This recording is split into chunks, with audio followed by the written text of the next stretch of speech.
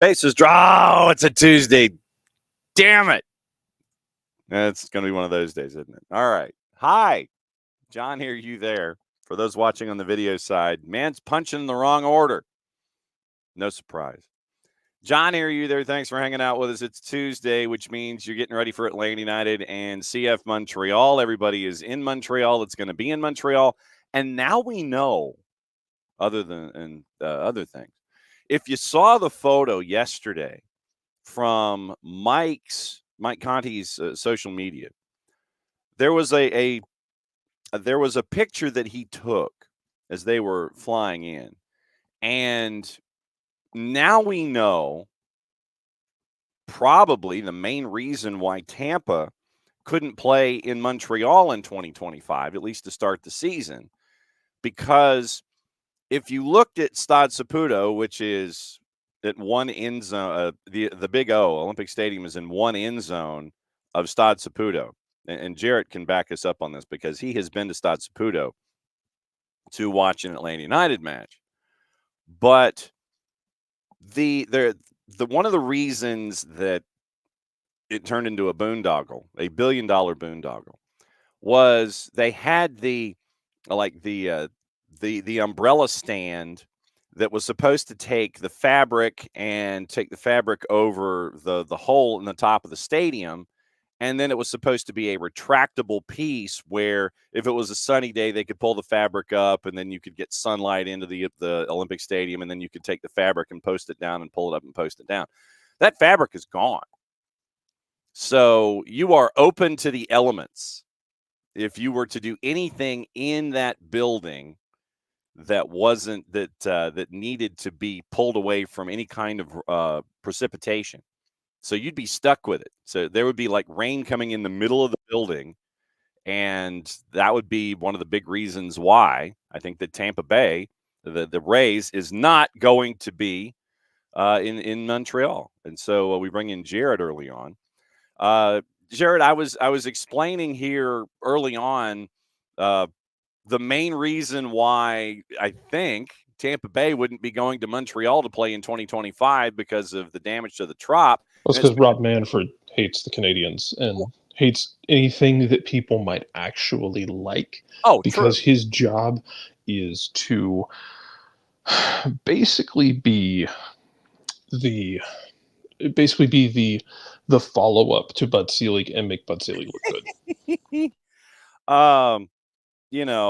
I'm staring at all of that, and I was looking at Mike's video, or Mike's still photo from yesterday from when they were flying in, and it ended up with a hole where that fabric drop cloth is. That fabric drop cloth no longer exists, and so you have that skeleton of the umbrella stand, and now it's just like if rain and snow and stuff is going in, then there's no way to stop it. So I mean, it was crazy to look at all of that. But so look, if Major League Baseball schedule makers are stupid enough to play March games in Chicago, which they did this year, I imagine they're dumb enough to try and play games in Montreal outside in March because, again, baseball's worst enemy is itself. True. And they just seem to embrace that role of being their own worst enemy.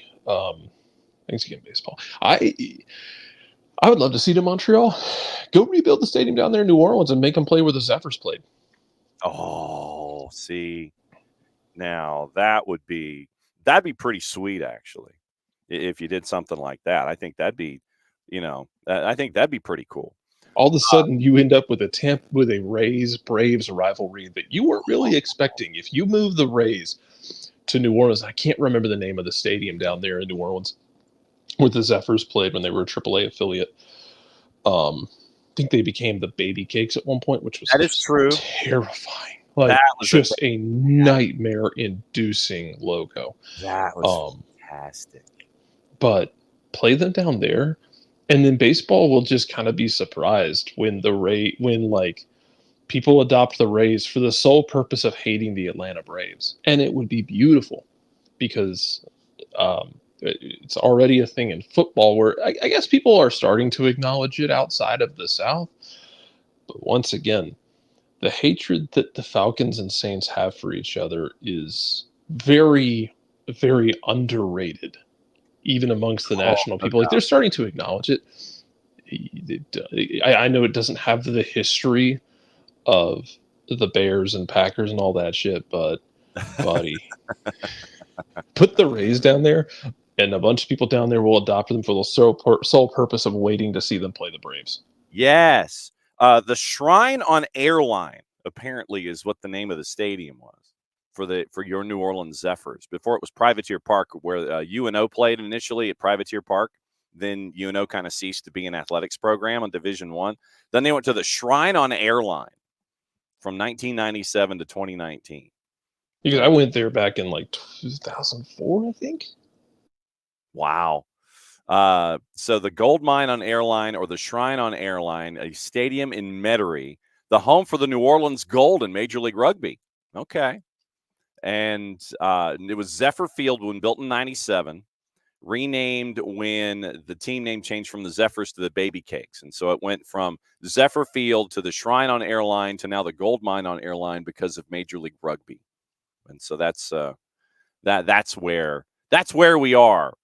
But yeah, the New Orleans Gold of Major League Rugby at Zephyr Field, or the Shrine on Airline, or Gold on Airline, or take your pick. So them's the names. Them's the names of the joint. So the Shrine on Airline. Okay, I promised before we got into things this morning about the developing story or breaking news involving SDH, and so I feel like I've got to. I got to find our buddy Arn Anderson. I don't want to say I told you so. I don't want to blow our own horn, but toot, toot. We are still recipients and owners of all the trophies. And he's not wrong, because very early this morning, the Davy Awards came out. And the Davy Awards is the best way to describe the Davies is they like to promote the businesses and the artists that are Davids in a world of Goliaths. Basically, that's how they like to. That's their tagline. Basically, exclusively for the Davids of creativity.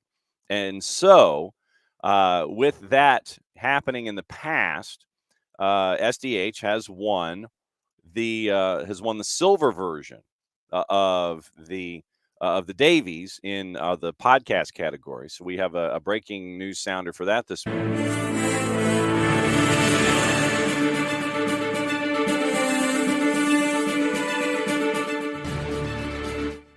Silver no more. We got the upgrade. We are now gold medal winners in the Davies.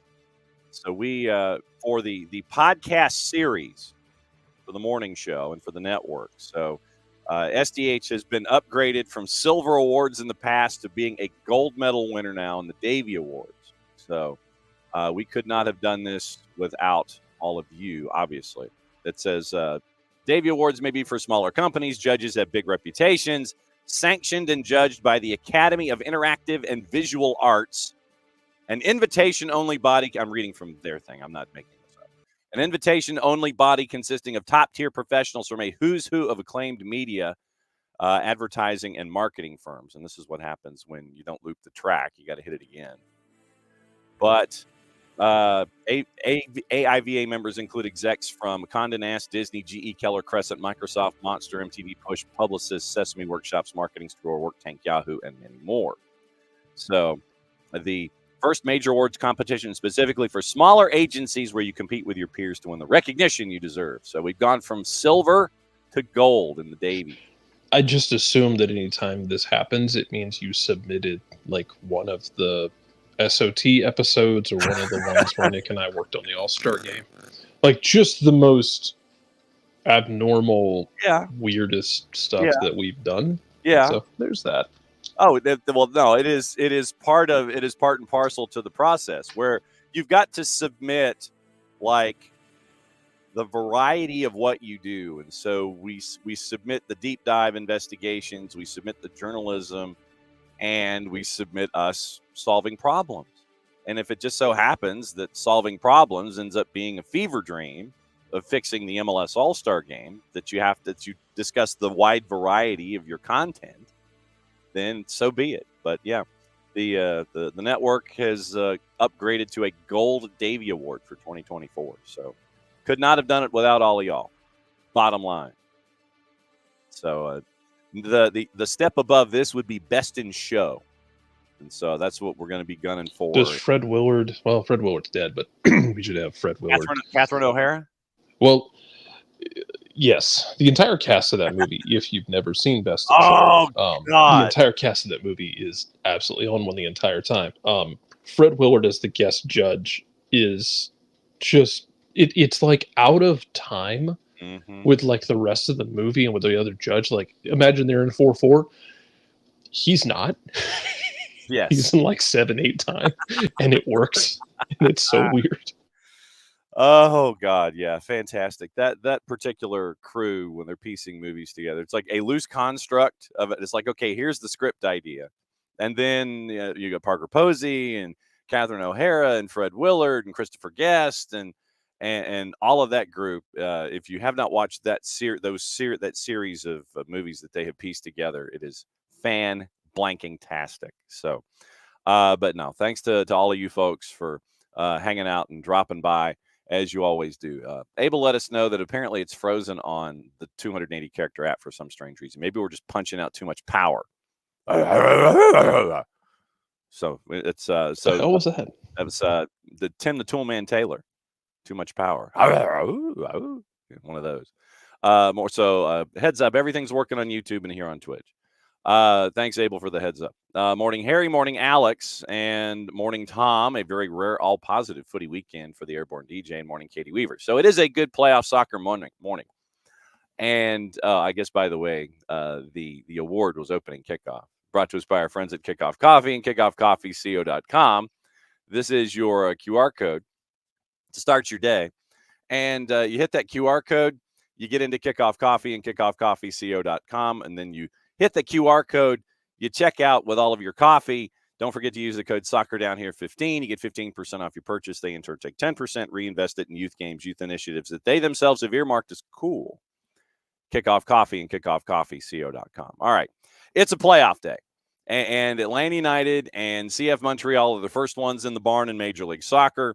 And we'll get into the rest of what happened on Decision Day and all that kind of stuff. Maddie was a guest last night on MLS Monday on Scarves and Spikes, and they broke a lot of it down. But Montreal and Atlanta tonight at 7:30 on the free side of Apple TV at Stade Saputo. And as I was saying, Jarrett, you got to go see something at Stade Saputo. You really do.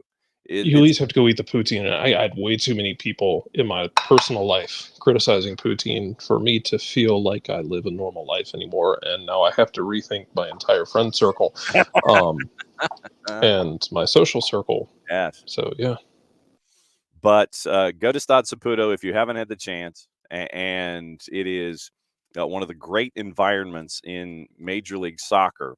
And Atlanta United goes into that environment tonight, fresh off of the chaos of Decision Day in the Eastern Conference, and making it through as the 9. They go to the 8th seed, unlike in the Western Conference, where the 8th seed gets to go to the 9 seed because of a pre-booked venue.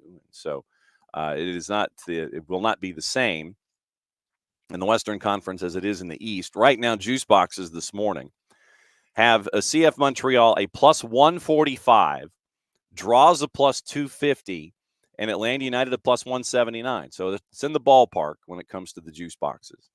And you have Atlanta United with all of the momentum, and you had practice yesterday, and you were trying to figure out at this point, basically, it's what do the physios say? What can you give me, and how can you give me? How much can you give me? Edwin Mosqueda still dinged up as a part of this, and so we probably will not have Edwin's speed off of the edge. So it looks like Tyler Wolf probably is going to get the start on the left-hand side. But Jarrett, right now, it's literally the scenes from the locker room, if you haven't seen the post-game speech from Rob Valentino, and that mentality coming forward for Atlanta United going on the road. Stade Saputo, one of the toughest places to play. It may not look it, but it is. And it'll be a true test for Atlanta United tonight. But we'll see what the carryover is for this club going to a tough place to play on the road in the East in the 8-9. Yeah, man, it's kind of that thing for me where I'm kind of in the mode of everyone enjoy this, because like as I know, as Tom had mentioned, I know it was a common refrain during the season, like, yeah, it's a rough season. You can feel like MLS shouldn't have as many playoff teams. I'm one of those. I wish they had fewer teams, but they're not gonna shrink it down. No. At this point. No. The show is the show. Like this is a show at this point. This is a full production. Mm-hmm.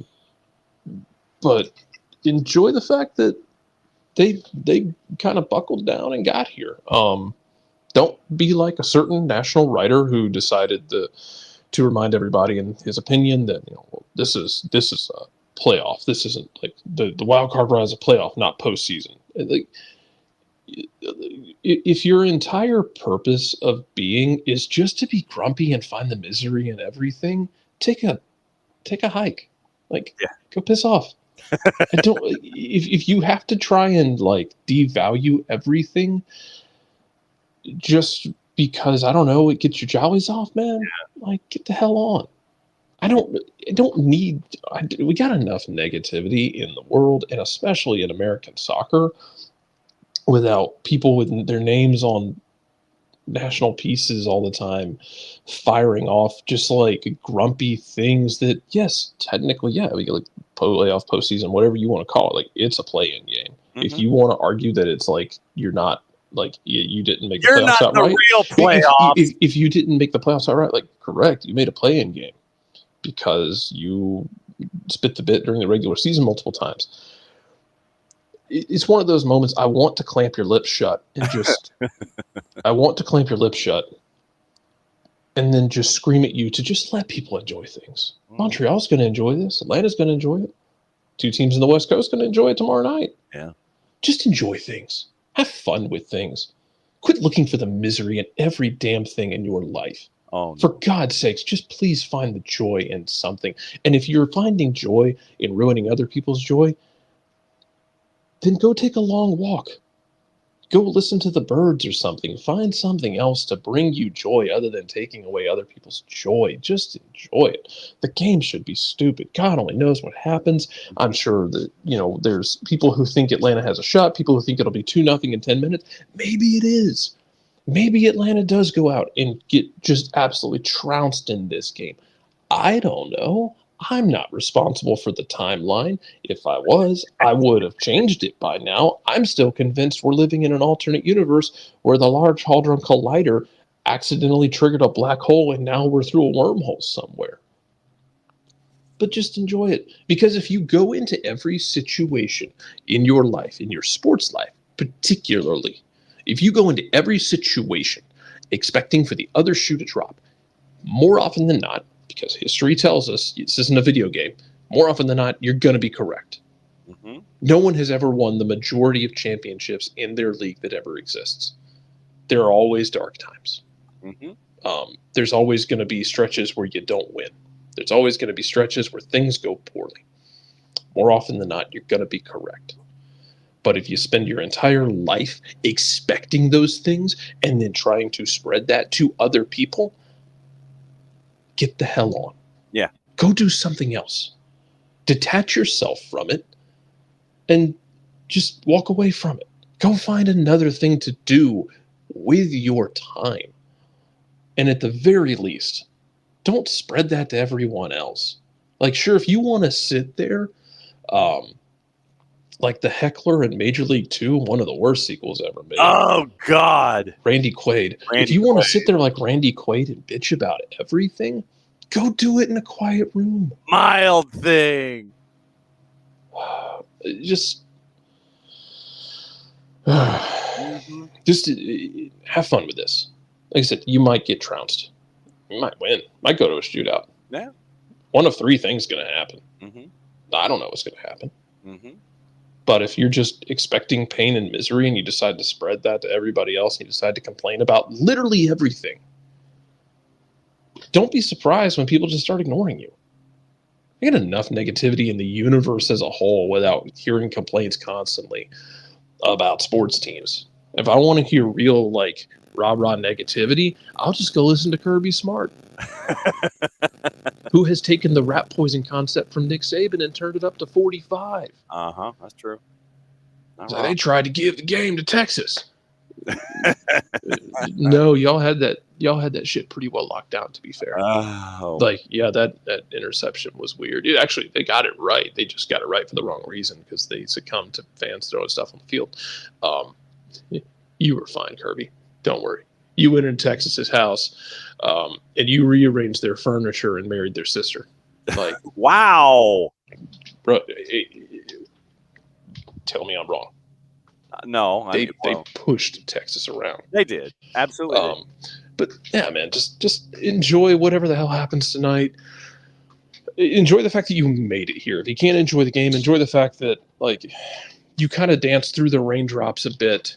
You got to have a fun decision day, chaotic situation, and then go from there. And then you go into the off season, which is going to be, of the 4 teams that had to fight for playoff spots last night in the East, yours was the most chaotic off season coming up, and the most stressful for everyone involved because you have so many changes coming. Like DC, kind of know where they are. Philadelphia has personnel questions. We already talked to Rich about that. Montreal is kind of rebuilding. But you already are going to have a very chaotic offseason. So you'll get to that. But until then, enjoy whatever the hell happens tonight. It's going to be okay. I promise it's going to be okay. No one's going to die.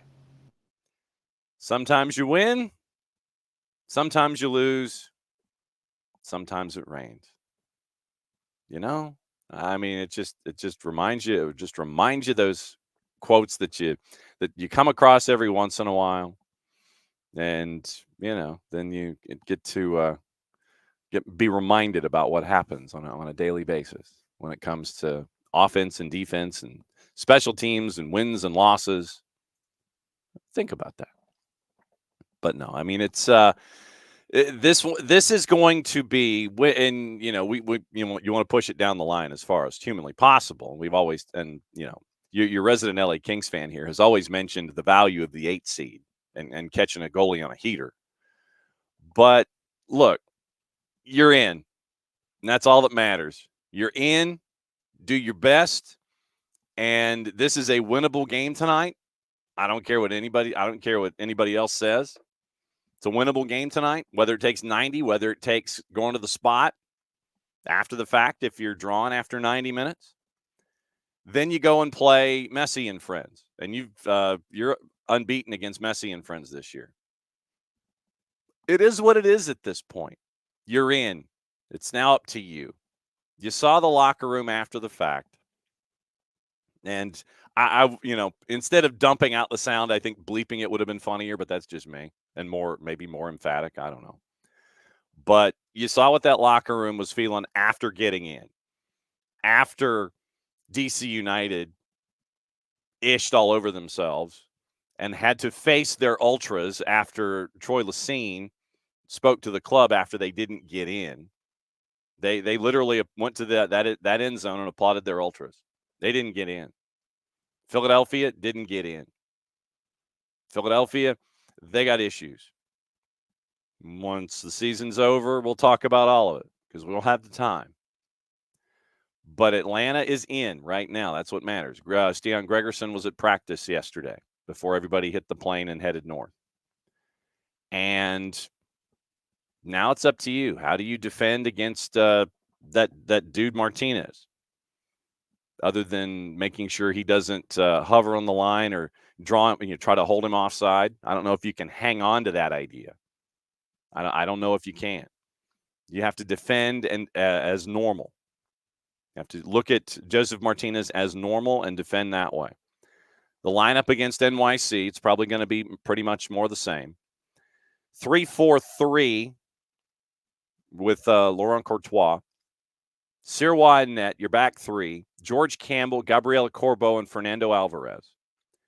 Jaquil Marshall-Ruddy was a late season acquisition from Toronto. Sneaky good pickup there. Joel Waterman, Samuel Piette, who's a perpetual pain in the ass. Raheem Edwards, then your three up front, Bryce Duke.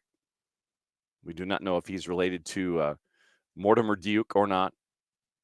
Caden Clark, who seems to have had a resurgence after his trade, and then Joseph Martinez. Caden Clark, by the way, 8 offensive. Jared? What do they call it? When you've got a goal or an assist, it's an offensive what? Contribution, I guess. Yeah, it's like there's some official soccer term. I forget what it is, but anyway, You do like points like hockey. Yeah, it's like an offensive contribution. He's got 4-4 in 9 matches ever since he came over. So Caden Clark punched an 8.3 in 73 minutes against NYC. Had the goal on the board, had the assist. So his equation of X was 0.84. 2 shots, 1 off target, 3 for 4 on the dribble, 46 touches, 21 of 26 passing. Had the 1 key pass, created the big chance. 4 for 12 on his duels, 4 for 9 in the air. He only won ground duels. He did not win 1 in the air. Lost possession 13 times. Fouls, 2 fouls, fouled once, 1 clearance, and that was Caden Clark, who had an 8.3, and that was the highest rating for anybody for CF Montreal in their game against NYC. The guy, the Joseph Martinez dude, played 73 minutes. And then once again, knowing you were going to be playing in the midweek, that's when Laurent Courtois started his mass substitutions up top. Had the goal, had the 1 shot, 11 touches for Joseph in the game. 11 touches for Joseph in 73 minutes. 9 of 9 passing. Connected on the 1 long ball. 0 for 3 on his duels. 1 foul, 1 offside. Only 1 offside, 1 dribble pass. So Joseph was only called for offside once. The lurker that is Joseph Martinez, that front 3 of Bryce Duke, Joseph Martinez, Caden Clark, I will be intrigued to see what it looks like against the back line of Atlanta United. You anticipate that it's going to be the standard back line for Atlanta. Amador, Williams, Gregerson, Brooks Lennon. Then what does it look like in the midfield? Bart Sleesh, Jay Fortune. Then what do you do for your third? Then Miranchuk. And then you end up with, Saba and, probably Saba and Jamal, and then trying to Tyler Wolf on the left. So yeah. that's my gut, is that you just trot out what you had before and see where you can go. Well, it depends on what you get at Gregerson. Remember, he had come off the Orlando game. I think he felt a bit of tightness. So if he's not 100%, is it, how do you figure out how you want to set up that back line? Right. I think one of the things you do with Joseph is you try and keep his touches away from the box. Make him come back to the ball and make him combine play, which he's capable of doing. He did it here. He was very good at doing it here.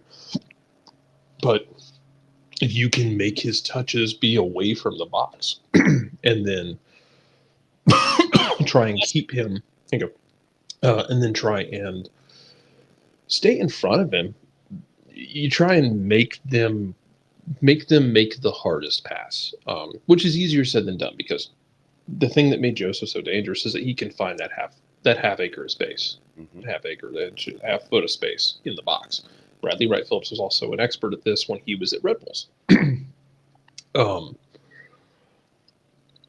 You've got to try and move with him and anticipate him, and sometimes you're probably going to have somebody else covering as well. You're going to have to give in to a bit of positional gravity with him and maybe have someone else watching him. Maybe that Sleesh kind of trailing back with him. It'll be interesting to see how they deal with it, because you want to minimize that aspect of it. Michael the King gets another chance to kill his former kingdom. Is possible. I guess my thing is you have a chance to end the King's season. True. This works both ways, because all I have heard is that it will be the King ending the kingdom. And I know that we live in a world of pessimism and shit. Mm-hmm. But you have a chance to end his season too. You have a chance to get revenge on him and Montreal for coming into your house and eating all your cookies in the cabinet. Yeah. Which they did. You have a chance to get payback on them, and you get to play the America's favorite game of, well, it's tough to beat a team 3 times in a year. Yeah. You have a chance to play that game. Yeah. So yeah, the pendulum does in fact swing both ways, and you have a chance to end his season too. What? It swings both ways. I know that is like a terrifying concept for a lot of people, that you could actually do some good, perhaps. 'Cause I don't know. It might happen. He might score a brace on you. He might. He's fully capable of it. Ever since he got into that spat with his manager, in Montreal, we're in the middle of the season. I swear, y'all, if y'all never saw this unfold, go back and look at the details on this thing. I thought they were about to trade him. Yeah. Because the manager just put him on blast. And basically, the guy he is right now is not the guy we signed at the beginning of the season. And he talked about how he felt betrayed by the way Joseph was acting. Something changed. I don't know if they went out into the ring and laced up their gloves and duked it out, or if they went through a vision quest together. But after that happened, Joseph settled down and had started producing in the second half of the year. No clue what triggered this, because halfway through the year, I thought he was going to get traded again, because it seemed like he had worn out his welcome in under a calendar year. Yeah. But you got a chance to try and end him. Yeah. And you got a chance, more importantly than trying to end Joseph's season, because I'll tell you, for me, it's not personal to try and end Joseph's season. It's personal to Montreal beat you twice, including in your own house when you had to win. Yeah. Go in their season. Win the game that counts. Do the Red Bull thing that you did for so long, which was how we lose regular season games to Red Bull. But in playoffs, we'll ruin your best season. Do that. Lose the regular season games and go win a playoff game. Why not? Yeah. Joseph scored. This goes back to October the 10th. So 10 is October. So October 2. Joseph scored in the 43rd. Daniel Rios scored to tie it at the half, and then Joseph scored with 14 to go for the 2-1 win for Montreal. What Jared is referring to is 2 months ago. And in early August, RDS's Nicholas Landry had reported that Joseph had a spat with CF Montreal performance coach Stefano Pasquale that was witnessed by reporters. La Presse's Jean-Francois Teotonio added that Joseph had refused to take part in running training. Joseph did not train with the group the following day, left out of the squad for the Leagues Cup loss to Philly. Thursday in that match week, Courtois told reporters in French, quote, "We're going to be vigilant with Joseph because we're very disappointed. There are some egos we are trying to control, especially one, you might say. There's a big disconnect between the person I spoke to on the phone before signing and what the person is doing right now. Humanly, it's a big disappointment. Athletically, it depends on what you base it on." And then Canadian Soccer Daily said that Courtois has publicly sung the praises of Martinez in the past, hailing his mentality as a former MLS Cup winner, what he's brought to the club. Now, though, it seems as though serious damage has been done to the relationship between player and coach. Quote, "I give my hand until you betray me," Courtois said of the deterioration. Those are pretty strong words indeed. 1-year deal for Joseph after leaving Messi and friends. And this was leading up to all of that stuff. 5 goals, 3 assists, 883 minutes, and another goal in Leagues Cup. Whether his time at CF Montreal is about to go up in smoke remains to be seen. Courtois suggested a reconciliation isn't out of the question if Martinez shows remorse. Quote, "My job is to differentiate between people who make a mistake and to let them know versus players who show you who they are. A mistake you want to rectify. Someone who shows you who they are, then you have to be vigilant," end quote. So that was apparently Joseph after that was surly in training. So Matthew Chouanier. He had done that here too. I think with every manager in Atlanta. Yeah. He had those surly moments. He did. I think with Tata, he had it. I know he had it with Frank. We know about the issues with Governor Heinze. We know it boiled over to the breaking point with Gonzalo Pineda. It kind of seems like that's just part of the package that you get with Joseph. Yeah. But you also, if you're able to kind of direct that energy, which it seems like Montreal has been in the second half of the year, you can direct it into productivity and goals. Yep. And so so that's where we are with Joseph, and that's the past. We'll get into the numbers from last time coming up in just a little bit.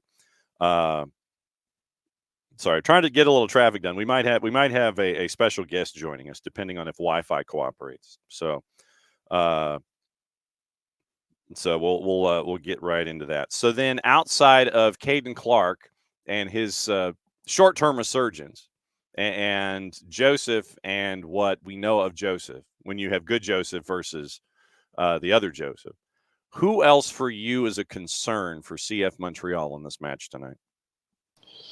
Caden Clark is one of those guys for me, because he's inconsistent, but because he is so quick and athletic, he can make things. He can have a night where he is invisible. All he needs really is a moment. Yeah. And he can just be a pain in the ass to deal with. Yes, that is true. Look, Montreal's well drilled, man. Mm-hmm. Like they're building something there, and they're not rushing it necessarily. No, but they're well drilled. They do their job. They play their game. They know what they're capable of. They try not to get sucked into like something they're not comfortable with. They're going to try and make you play their game. And I said yesterday with Abe, I want to see if Atlanta can kind of keep this level. How long can you keep this game from, falling behind or even going ahead? How long can you keep it square and kind of create tension and anxiety in a Montreal team that is going to feel pressure to win at home? First time they've had a playoff game in a month's worth of Sundays. Mm-hmm. And how are they going to respond to it? How are they going to respond to the pressure? Yes. And if you can make it last, if you can keep it even through 45 minutes, 50 minutes, 60 minutes, who cracks? Yeah. Absolutely. And that's what the postseason is. The postseason is a staring contest, especially in these early rounds to try to get through into the main 8. It's a staring contest. Okay, so who's gonna stick to their guns the longest? Who's the most confident in their game plan? And when it comes to that moment for flipping the switch and doing that little bit extra, are you that confident in yourself, that confident in your game plan, that confident in the athletes that you have out there to get something done? And that's where, especially, and even if you're if you are a neutral observer in a situation like this, you watch this match tonight, you watch the match tomorrow, you watch the 2-8-9s, taking the oddities of geography out of the Western match. Who's the most confident in their idea? Because right now, look, you're in an 8-9. You just throw it all out there on the table, roll the dice. It's like, yeah, this is us. We'll see what happens. It's not quite like the poker scene in Casino Royale. It's not quite like that. But you've got to be confident in who you are, dialing it up in a situation like this. Look, you're in. You had and I'm going to use air quotes, the 10% chance to get in. You got in. That, at the end of the day, is the bottom line. You got in. Now it's what you do with it. Do you carry the momentum from the win, all that excitement, the post-game speech, any speech from Rob Valentino in that day in Middle Florida where you want to run through a wall? Do you want to keep running through that wall again? Do you want to do it on the road in Montreal in a tough environment traditionally? That's where you are. How confident are you in yourself now in this next stage where if something happens, you either advance, or if something wrong happens, you got to figure out how to dust yourself off, come back, or, you're 1 and out. So I think that confidence is key here in this situation, in yourselves, in your game plan, in your preparation, which is pretty much cramming for a test. But the fact that you only saw CF Montreal 3 weeks ago is going to help out in there. So I mean, this is the fun part. It's all out on the table. Everybody has pushed all their chips in for the most part, and it's at the center of the table. Now, what do you do with it? How confident are you in the hand that you've been dealt? That's where we are. I don't mean to sound matter of fact about it, but I think that's where we are right now with who you got, with the injuries, with the quick turn, with the travel, all of those things mounting up. How do you tune it out, do what you're supposed to do, and then do a quick turn and get through this one and push your way into playing a best of 3 with Messi and friends starting on Friday night, which, by the way, is the new home of the Club World Cup debut. Which will be look, the funniest outcome here is that you beat Montreal. The funniest outcome is that you beat Montreal and then you beat Messi in 2 or 3 games. Because again, why the hell you're not? undefeated against them this year. That's still the stupidest thing. It's kind of like how 2017 Atlanta literally took the world by storm, but could not beat one of the worst DC teams I've ever seen. Like beaten 3 times by DC United 2017. Mm-hmm. Just that kind of thing. Where it's like, hey, Miami set a points record. Miami won the Shield. Yeah, good on you. Yeah. Miami very likely gonna go down as the best team we've seen. Them losing to this ragtag, dysfunctional, schizophrenic Atlanta team would just be perfect, because then I would have to go buy a TiVo and record the entire post game in the studio just to see what everyone says and does. Absolutely.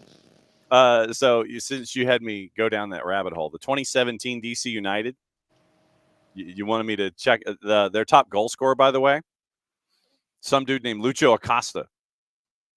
I know. Again, this is as I unfortunately have to jump. I'll try and come back for the 10:30 slot. Sure. Yeah, but genuine reminder that DC had a chance to sell Lucho, I think, to PSG or Paris Saint-Germain. Yeah. And then they didn't do it at the deadline, and then he left on a free. And then he came back to Cincinnati and won an MVP. Yeah. Like, DC let the future MVP walk. Yeah, they did. Because they were incompetent in the way they did their business dealings. Yeah.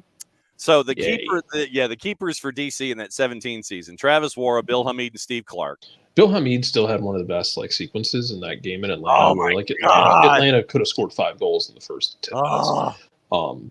Where he just laid on the ground and faked an injury for 5 minutes, took the entire steam out of Atlanta's attack, and DC wins that game. I think 3-1. I think Lucho scored in that game. Sebastian Letou might have scored in that game too. Jesus, what a name to bring back. Bill Hamid's still a very weird character, just because, in my opinion, he violated the sanctity of the goalkeeper union when he started trash talking other goalkeepers and complaining about how he wasn't a GK1. Yeah. You were right. It was a Cap with an OG in the 25th, Lucho Acosta in the 36th. After Kenwyn Jones scored. It was Yamil Assad floated a perfect ball in. Kenwyn Jones dunked it in with his skull. But Atlanta should have scored 6 times before that. DC was just toast, but Bill Hamid faked that injury, took the air out of it, and then DC was fine. Yeah, and then a 2-1 at the break, and then Sebastian Letou scored in the 55th, and that was 3-1 final in front of 46,011 on April 3rd. This is a very useless skill I have. Yeah. To remember these things. That's the best thing, though. Well. All right, so you duck out. We're going to be here, so trust me. We're either going to continue to talk about this or we're going to talk about other things. Okay, cool. Be here. So there goes Jarrett. Jarrett's going to do his Irish goodbye. And full credit to Arkells, by the way, for including Irish Goodbye in one of their lyrics, in one of their songs. I found that out the other day. That was really cool. But once again, whatever's on your mind this morning when it comes to Atlanta United, CF Montreal, we might have a special guest dropping in to break everything down from this individual's perspective.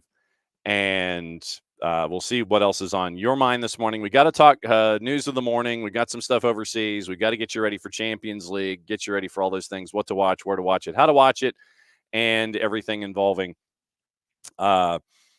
juice boxes and the action on the day. So there's all of that. So let's say hi to everybody who's in this morning.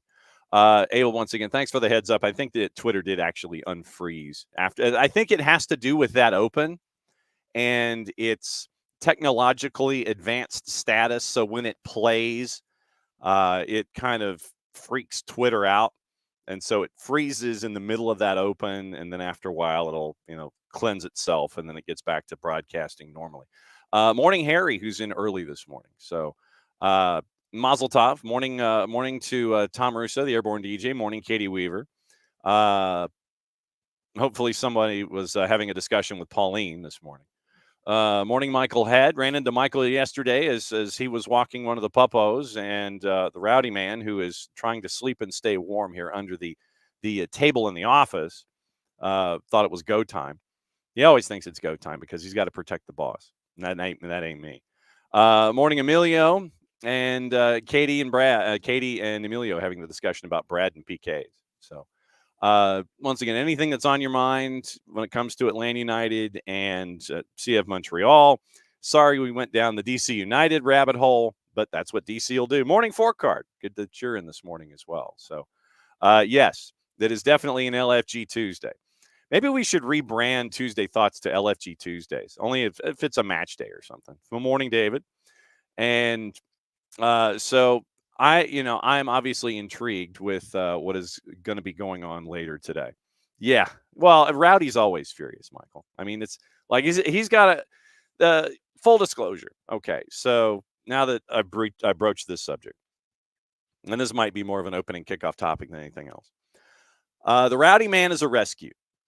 And we do not know his previous story. We do know that when he got him 3 years ago, he was half his body weight that he is now. And there are pictures, I'm sure they're up, that, show his tail as a pipe cleaner. And he was like 8 pounds when we got him. He's not supposed to be 8 pounds. And he probably was eating a lot of forest, had to pull half his teeth. So he imprints to the boss, as he should. And because of that, he is very, very protective of the house, very, very protective of the boss, very, very protective of his environment, because it's his environment now.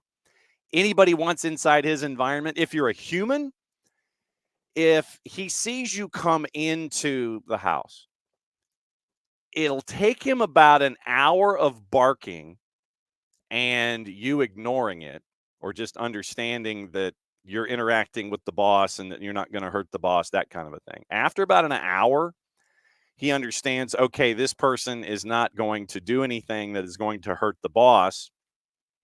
And so, okay, I'll stop talking.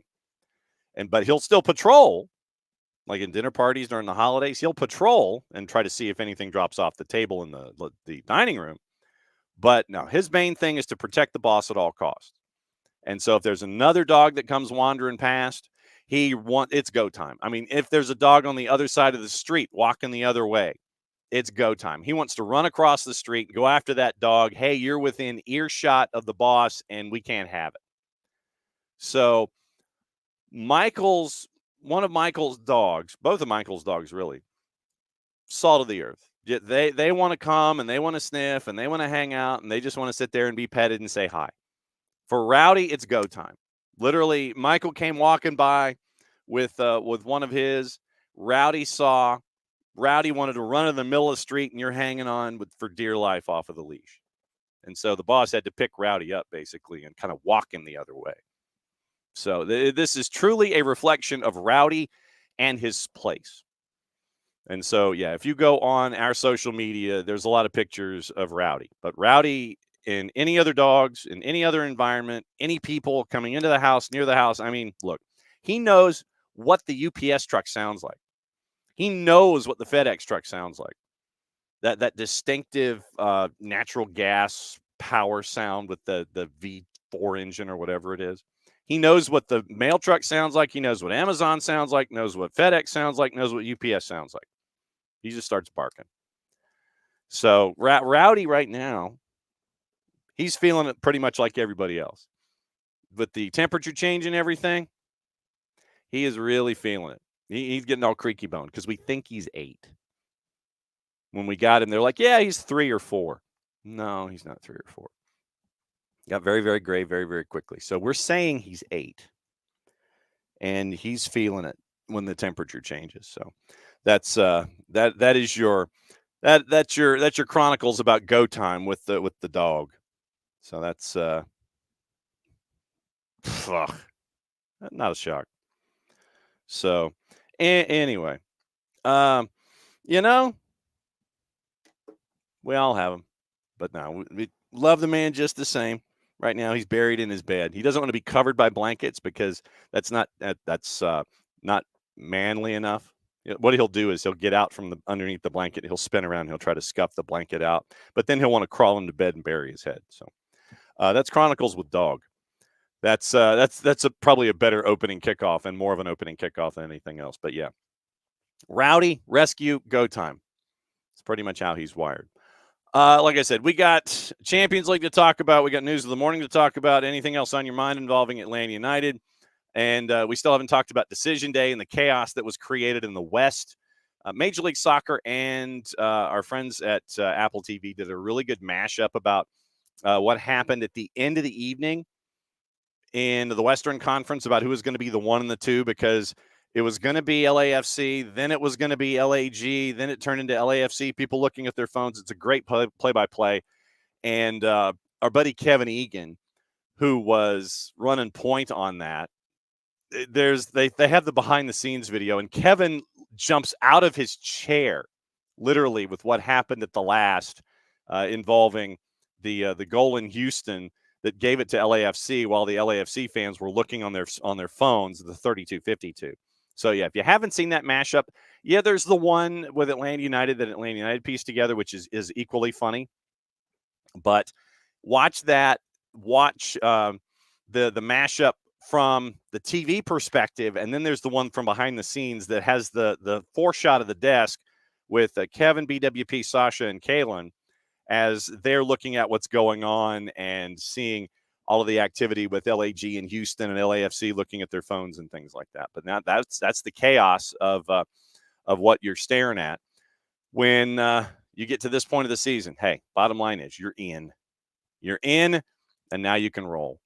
And so you figure it out from there. Obviously, Montreal, they're like, form we're in now. It's a home game. Think it's fair to put us as favorites. We went to the juice boxes. Remember, this is on the free side of Apple TV. For those of you that do not have the MLS Extra subscription. And it's also 92.9 the game on the Odyssey app. An hour beforehand, it's the pregame show, Five Stripes Countdown. Then 7:40 kick, although it's listed at 7:30. 7:40 kick, Stade Saputo, Mike and Jason, then the full-time report after. And it's either going to be ushering you toward the offseason, or you're being ushered toward going to the Erector set on Friday night to take on Messi and friends. So we'll see what happens. But yeah, goal contributions, Caden Clark, 4 and 4, 9 appearances since his time was shifted from Minnesota United. 5-1-1. Montreal in their last 7 heading into the playoffs. Asked about it yesterday, not going to go into the game thinking it's going to be easy. Just show up and put in a good performance, taking it very seriously, trying to keep the underdog mentality because it seems to be working for us. I appreciate that, but you're 5-1-1 in your last 7, and your favorite in the juice box is going in at home. I'd love to know how you think you're an underdog as the 8th seed, but okay. You get the win for Atlanta United. Rob Valentino, quote, if we'd listen to everyone, what they said, the probability is 10%. Why play the game then? Just let the data play, the simulation, the game's over. So I think that's where we can intrinsically look at ourselves and you know what, we've got this. They say that, no problem. But in here, we actually have a belief. I'm looking forward to it, other than it being the postseason and everything. But I'm looking forward to it, especially the first X number of minutes. Because both of these teams, remember, Montreal pulled their starters after 73 minutes. They pulled their starters after 73 minutes. Joseph gone after 73, so he got at least a little bit of rest. So we'll go back over the numbers and see who played how many minutes for Montreal in their match on the last day of the season against NYC. Okay, so we mentioned who the lineup was. Ibrahim Sanusi came in to play 17+ for Caden Clark. Jules Anthony Vilsaint came in and played 17 for Joseph. Joaquin Sosa was the cup of coffee at the end for Samuel Piet. Their bench that didn't get any looks. Breza was the second keeper. Tom Pierce, David Bugai, Dominic Yankov, Lassi Lapalainen, and Kwadwo Poku. Lassi Lapalainen was doubtful for that match. And so, once again, you look at that back line. You started Alvarez and Corbo along with George Campbell in Courtois' 3-4-3. Jaquil Marshall-Ruddy, we've seen him do some damage in Toronto. Joel Waterman, Samuel Piet, Raheem Edwards. You look at those three, then you look at that front line. Bryce Duke, Joseph Martinez, Caden Clark. I'm intrigued to see what the back line looks like for CF Montreal. I think they can be had, especially down the left-hand side, maybe down the middle a little bit if it's Alvarez and Corbo. I think you can work that. I think with Saba and Brooks down the attacking right, that gives you Raheem Edwards and Fernando Alvarez. I think you can take that. George Campbell, Jaquil Marshall-Ruddy, I think it'll be a little tougher for the left-hand side. Wouldn't surprise me if CF Montreal kind of flopped things a little bit to try to create some pressure and kind of pushed and rotated a little bit just to kind of create issues for Atlanta. I could see CF Montreal being very, very confident going up against the attack down the left-hand side. But then what that does is it gives you a chance for somebody like Pedro Amador to continue what we've seen from him offensively. And remember the first goal that was scored in the match on the weekend, Amador on an inside run, back heel to Saba scores. So you could have a redo of something like that. We're starting to get news from other clubs about roster decisions. So I guess appropriately, I'm guessing that this is a breaking news kind of a thing. So St. Louis City, all caps, has made their roster decisions. And so you've got what's going on there involving the roster decisions for all of that. So we'll go ahead and let you know what's going on.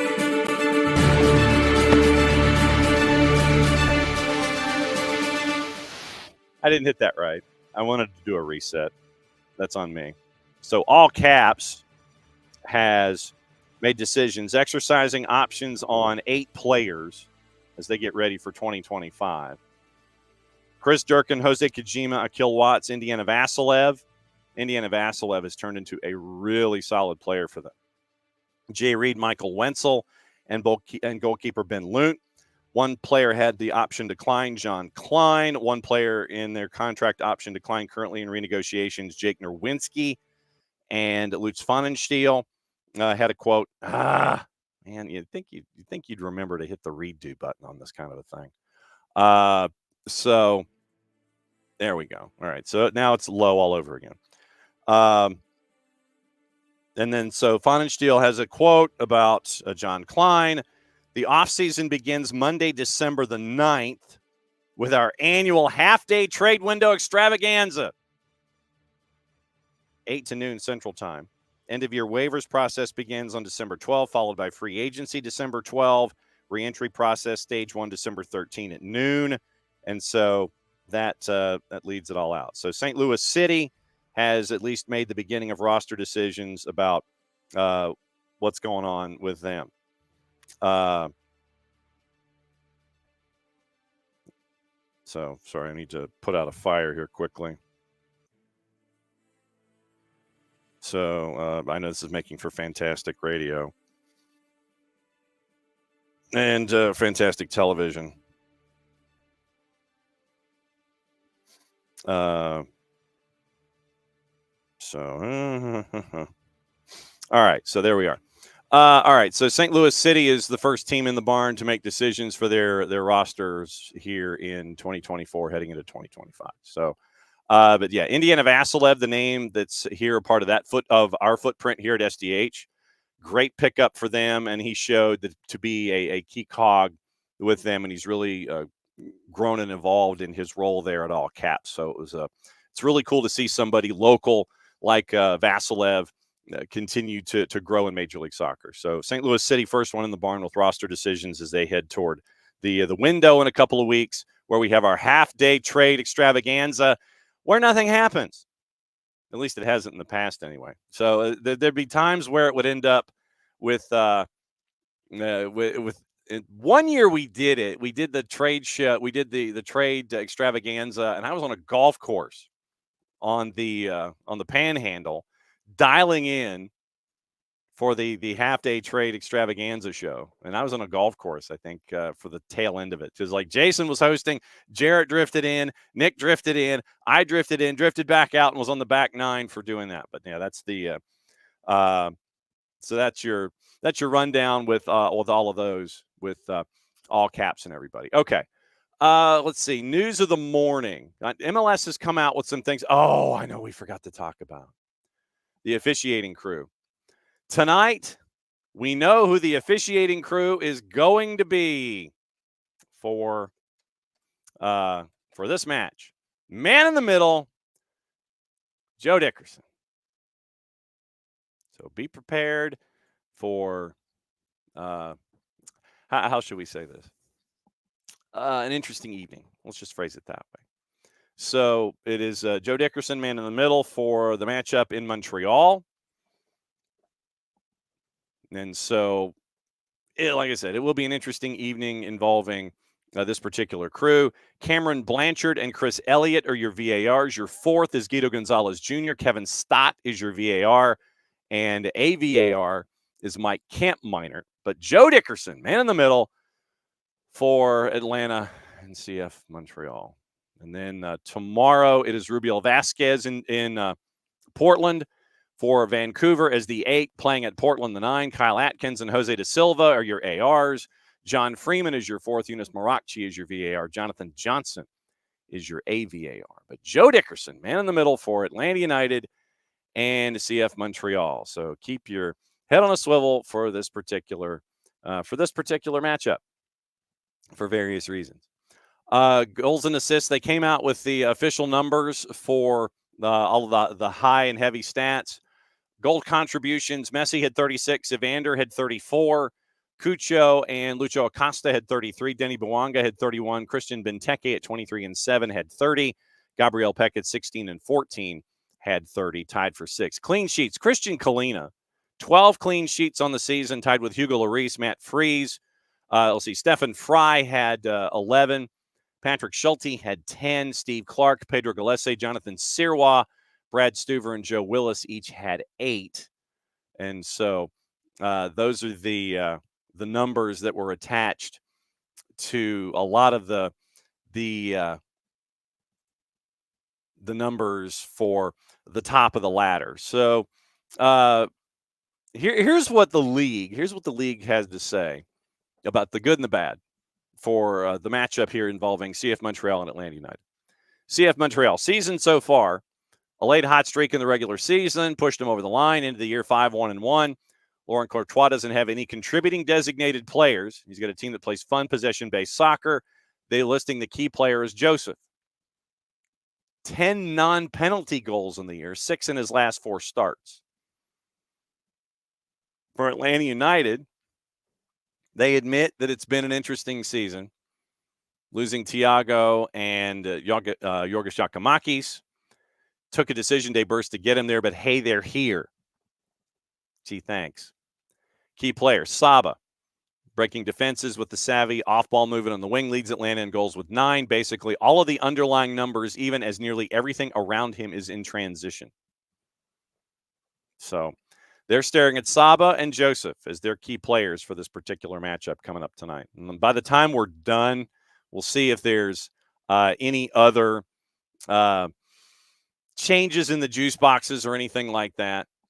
But that's where we are with that kind of a preview. It's like two sentences on each, 2 sentences on each. And so, oh, by the way, they're 5-1-1 coming in, and Laurent Courtois is your manager. So look at Joseph, and then for Atlanta, but hey, they're in, and focus on Saba. So, all right. So let's take a peek at the other news that's going on around. Obviously, we've got Champions League today, and we'll keep an eye on all of that. Saudi Arabia, by the way, is in talks to buy BN after the Newcastle deal, so we'll take a peek on that. So we're gonna double clutch it. Instead of talking about everything else going on news of the AM, part of the news of the AM is actually north of the border, and I have a massively important question for our guest who is fighting the Wi-Fi. How you doing, partner? I think it's okay. I You think are. the Wi-Fi will be okay. Trying to download things, trying to get things done. It's a very busy morning here in Montreal. Yes, so it was a very busy evening in Montreal last night. I mean, not really. Well, I was going to say it was a very busy evening in Montreal last night because you got to sample the poutine. Well, of course. I mean, you come to Montreal, you have to get the poutine. You have some steak frites, and you get some poutine, and it's all good. It's a good day. Yeah. So how was it? I'm somewhat jealous of it. So how You was should be. It was really good. So what has study hall been like for you getting ready for this one? I've said it to people and maybe gotten some tilts of the head sideways. I think this is the toughest possible matchup that Atlanta United could have gotten. I have a ton of respect for what Laurent Courtois and Montreal are doing. I think they're going to be a team to really watch next year, especially if they can upgrade their talent a little bit more. But he's a really top young manager, and I like the way that they try to play. They're still a work in progress. They were pretty good in the first half of the season, but probably not going to be at this stage. It would have been a nice first step. But then when you go out and you add Jaquil Marshall-Rutty and you add Caden Clark, and look, they lost Mathieu Chouanier, who was one of their top players previous to that. They moved Huon away, and they got Marshall-Rutty as the upgrade. Caden Clark has been revitalized in the system. He's a perfect fit for what Courtois wants to do. 4 goals, 4 assists since coming over. And this is a team that is 5-1-1 since September. This is a team that is one of the best in Major League Soccer at this stage. Now, look, the flip side is something that I asked Brad Gazan and asked Rob Valentino about yesterday. I had to double check it because, you do hear the conversations at times. This team's gotten 4 straight results on the road. And for all of the old narrative of Atlanta United can't go do anything on the road, well, you went to Charlotte, who is a playoff team, last time I checked, beat them. Orlando, playoff team, beat them. You got draws against Philadelphia and Red Bulls that could have gone your way. Red Bull should have gone your way. And that's 4 straight results on the road. And if you do that tonight, you're either celebrating on the plane back to Atlanta or you're going into a penalty kick shootout. So this team has found something on the road that is a little different. I don't know if it's just the ability to tap into the us against the world vibe. I don't know if it's, the FVA kind of vibe. I don't know if it's it just makes it easier to lean into that when, look, there's going to be a handful of Atlanta United fans in the building tonight. And I say handful almost literally. I do know of 2 who decided to make the trip on last minute and are going to be at Stade Saputo tonight. I'm sure there's a few more as well. So exciting times. Playoff games are special. I'm sure we'll get into all of the aspects of this one, but this is a big deal tonight, and I'm really looking forward to it. No doubt about it. So Madison Cruz is crashing the party for the first time in a while as we're getting ready for it as well. So it'll be it's not like I've seen Maddie in a while. I know, really. So it's a 3-way dance here. So Maddie, now that you've seen Jason for the first time in forever here on the morning show. What lingering questions do you have for him with him up there and us down here? Yeah, no, I mean, it's been so long. I mean, Yeah, honestly, it just, seriously. God, it's it's nice to actually like see you. Yeah. Yeah, we got a little bit of Wi-Fi going on here in Montreal, so.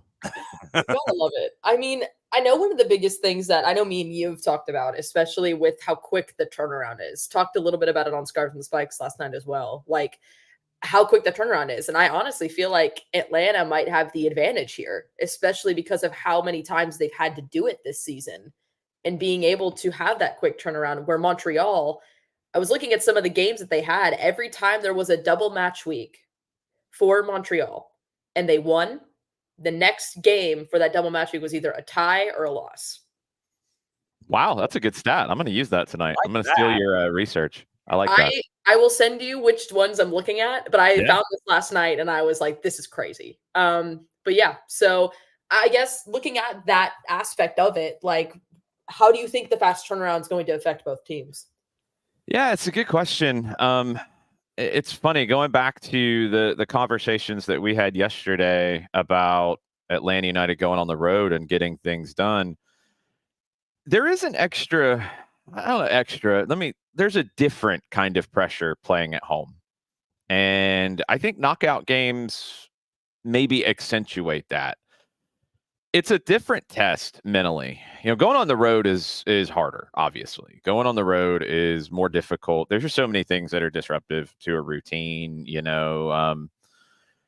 Travel can be a pain. Jet lag can be a pain. Adjusting to different climates. Luckily, here in Montreal, the weather is about the same, a little bit cooler, though, a good bit cooler than it was in Atlanta yesterday, but not going to be too cold. So you're not going to have any issues with that. It's a pretty comfortable place to play. The atmosphere should be pretty good tonight.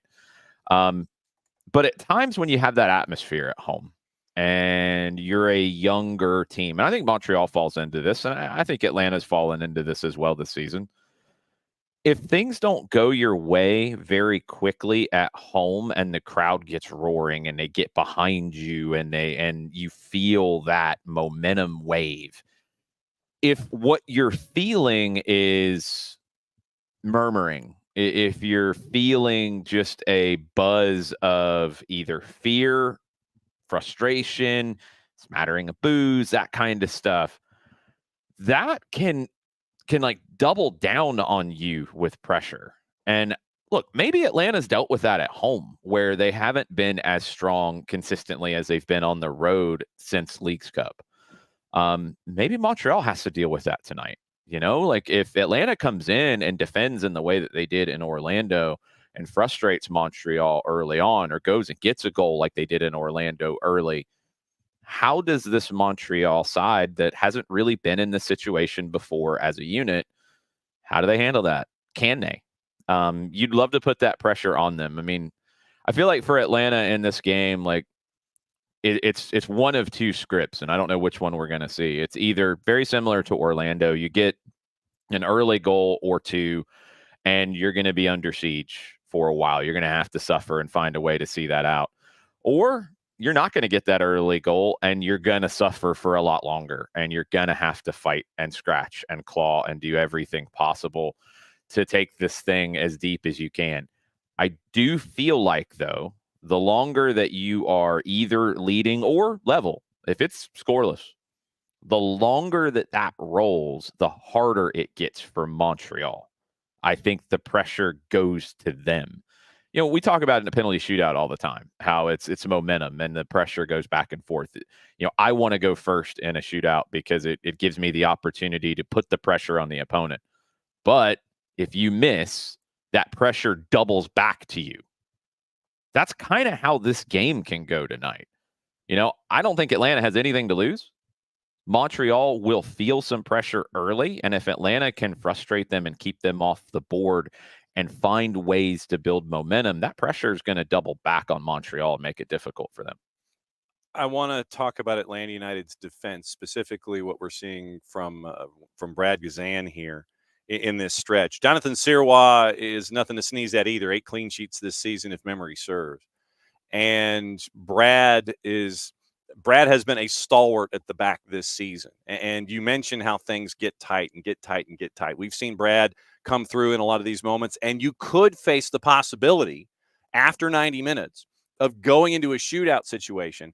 And Brad has been stopping PK situations recently too. So I would think that kind of momentum and confidence could help there as well, knowing, hey, Brad's at the back. I don't want to just trust him by himself, but he's back there. He's that experience for us. And we have that extra added bit of him helping out and saving PKs as well if you have to go past the 90 minutes. Yeah, you'll have that side, and you'll have total belief in Brad Gazan. The season that he's had has been outstanding, and as we say at times, I hope the apologies are as loud as the disrespect, because there's been a lot of disrespect to Brad Gazan in recent years, which is just absolutely mind-blowing for me, in that this is a guy who's a club legend. This is a guy who has defended that badge more than anyone, more times than anyone. This is a guy that's been here forever. Dax McCarty told me, you have a wall of honor, ring of honor, anything like that, he should be the first name up on it.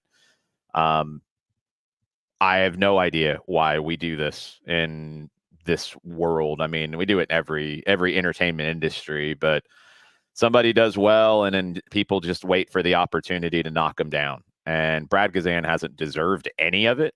And Brad Gazan has answered every single critic with a big glove to the face this season. He's been outstanding. And that's going to give you a ton of confidence in the run of play. He's incredibly vocal. You'll be able to hear him all over Quebec tonight. He's a leader, and he leads by example, and he's a leader with his words, with his actions. He's everything to this group. So when you have somebody like that, that is a huge help. Now, penalties, I do think there's two sides to this. If you go there and you're not playing for it, you don't want to live this life. But Brad in penalties has been really good this year.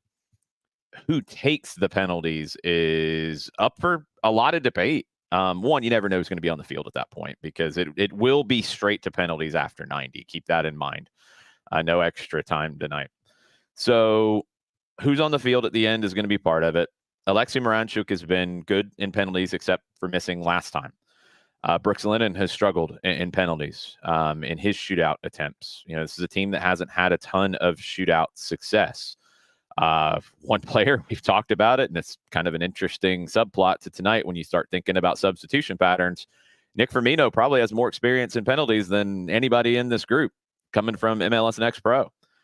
Does that factor in to how you have to think about substitutions in the last 20 minutes, 15 minutes? Do you need to save a sub for that kind of a possibility? Firmino was clutch in penalty shootout in the U.S. Open Cup this year. So, look, you have a lot of things to decide on that side of it. I don't think there's a lot of clear answers. I think Daniel Rios is one you can trust in penalties. We've seen him convert. We've seen him be pretty consistent. I think he's got the kind of personality to handle it. With recent success in penalties, I think Moranchuk will take one, no question. You shrug off the miss that Gillespie saved on Saturday, but you have some other questions in guys that will probably be on the field to take penalties, and it's not an easy list of 5. So you don't want to be there. If you're there, you're going to trust in your goalkeeper, but you're going to have to find some players to step up and convert in those moments too. Maddie Cruz is a part of a three-way dance with Jason live from Montreal as we get ready for CF Montreal and Atlanta United, the 8-9 in the Eastern Conference. Maddie, what else is on your mind this morning? I think I want to look at the series history between both of them. Obviously, this season, Montreal got the 1-0 win when Atlanta came to them earlier this year. And then, obviously, they came to Mercedes-Benz, won 2-1. We also did see them in preseason as well. So 3 different times we've seen this team. Do you think that it helps that we've seen Montreal so early, especially being that 2-1 loss? Do you think it helps that Atlanta has already had that experience? Yeah, it helps that you've seen them, I think, often. This is a team that it also helps that you've seen Columbus a lot lately as well, with last year and the playoff push and all the games against them, because it's somewhat similar. It's not the same. I think a lot of people have tried to take Laurent Courtois and put him as a Wilfried Nancy disciple. And no, they're different.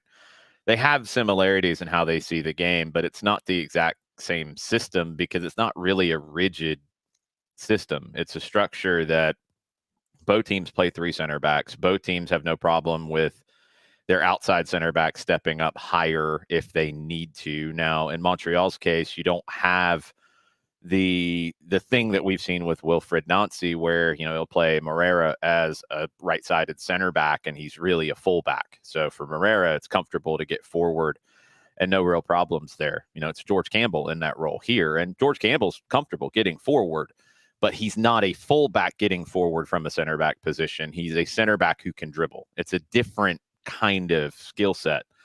On the left side, you're looking at Fernando Alvarez. We've seen Gabriele Corbo as well. Corbo is very comfortable going forward. He's played some as a fullback.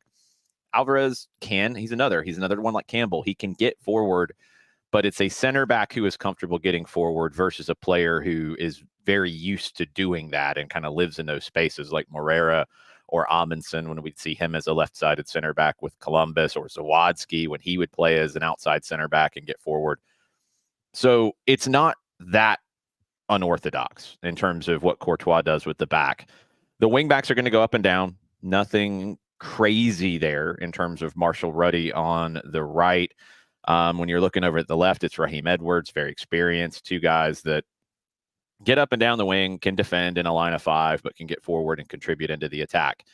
Now, one thing in the game here in Atlanta last time around, or the one in Atlanta actually was very typical for this kind of a shape. The one at Stade Saputo earlier in the year, Edwards tucked inside a lot in the buildup, which haven't really seen before or since. It was very interesting as it was going on. I was talking about it throughout the broadcast. And I know Corbo at times was on the outside as the center back, and he would then drive forward as a winger. This was also before Caden Clark. And I think at that point, Courtois had to find different ways to maybe throw some curveballs at you and throw some unexpected moves and getting guys forward. This group, it's 3 center backs. You got all 3 of them are good on the ball. All 3 of them can step forward into the midfield if they need to. You're talking about probably Nathan Saliba coming back into the team after missing decision day due to a yellow card accumulation. He'll be paired with Samuel Piet, who has taken that job back as Victor Wanyama's days are winding down. Piet and Saliba. Piet will stay home a little bit more. Saliba can push higher. Saliba is one of the best box-to-box midfielders you're going to find in the league. Doesn't get talked about enough because he plays in Montreal, but he's outstanding. Duke and Clark are 2 10s that can float. They can go wide. They can go deep. They can move side to side. They can switch sides. They can be up as a second forward. They're very free to go do what they need to do. So going back to seeing Montreal this season, it helps that you've seen a couple different iterations of them. It helps that you've got a pretty good feel for what Courtois believes in. But this Montreal group, the unpredictability doesn't come as much from a tactic.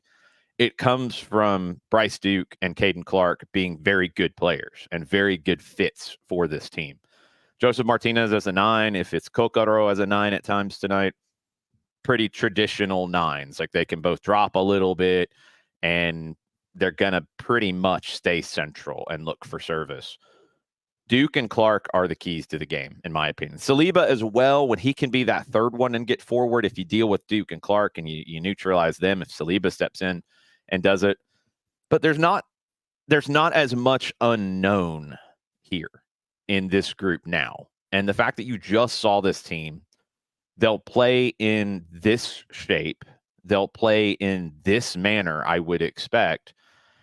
And they haven't had time to work up anything that would be a complete curveball change for you. You just don't have the time with the quick turn. I think you know what you're going to see. You just have to deal with it. And to me, it's dealing with Caden Clark and Bryce Duke. And if Saliba steps forward to try to beat you, okay, one of your guys has got to follow him and not let him do that. And that might be Moranchuk, who has to follow him. And you've got to win the outsides. You can't let Marshall Ruddy and Edwards beat you out wide. So it's a matchup that I think this team can handle. It's a matchup that is not easy, but it's a matchup that I think is one that Atlanta United can find ways to neutralize what Montreal does well, and also find ways to hurt them when they go forward. So then I know that, physio's come into play at this time of year also as well, and all the monitoring and everything. What are you looking at for the starting 11? A lot of folks in the Twitch pitch are asking about what you're seeing on the left-hand side on the wing. How do you anticipate it looking tonight? Yeah, I don't know. That's a question because, Tyler Wolff has kind of won the job as of late. Sean De Silva is back into the team, but I just can't imagine that he's going to be ready to start at this point. He has been training, which is good. You might need him in a late game situation.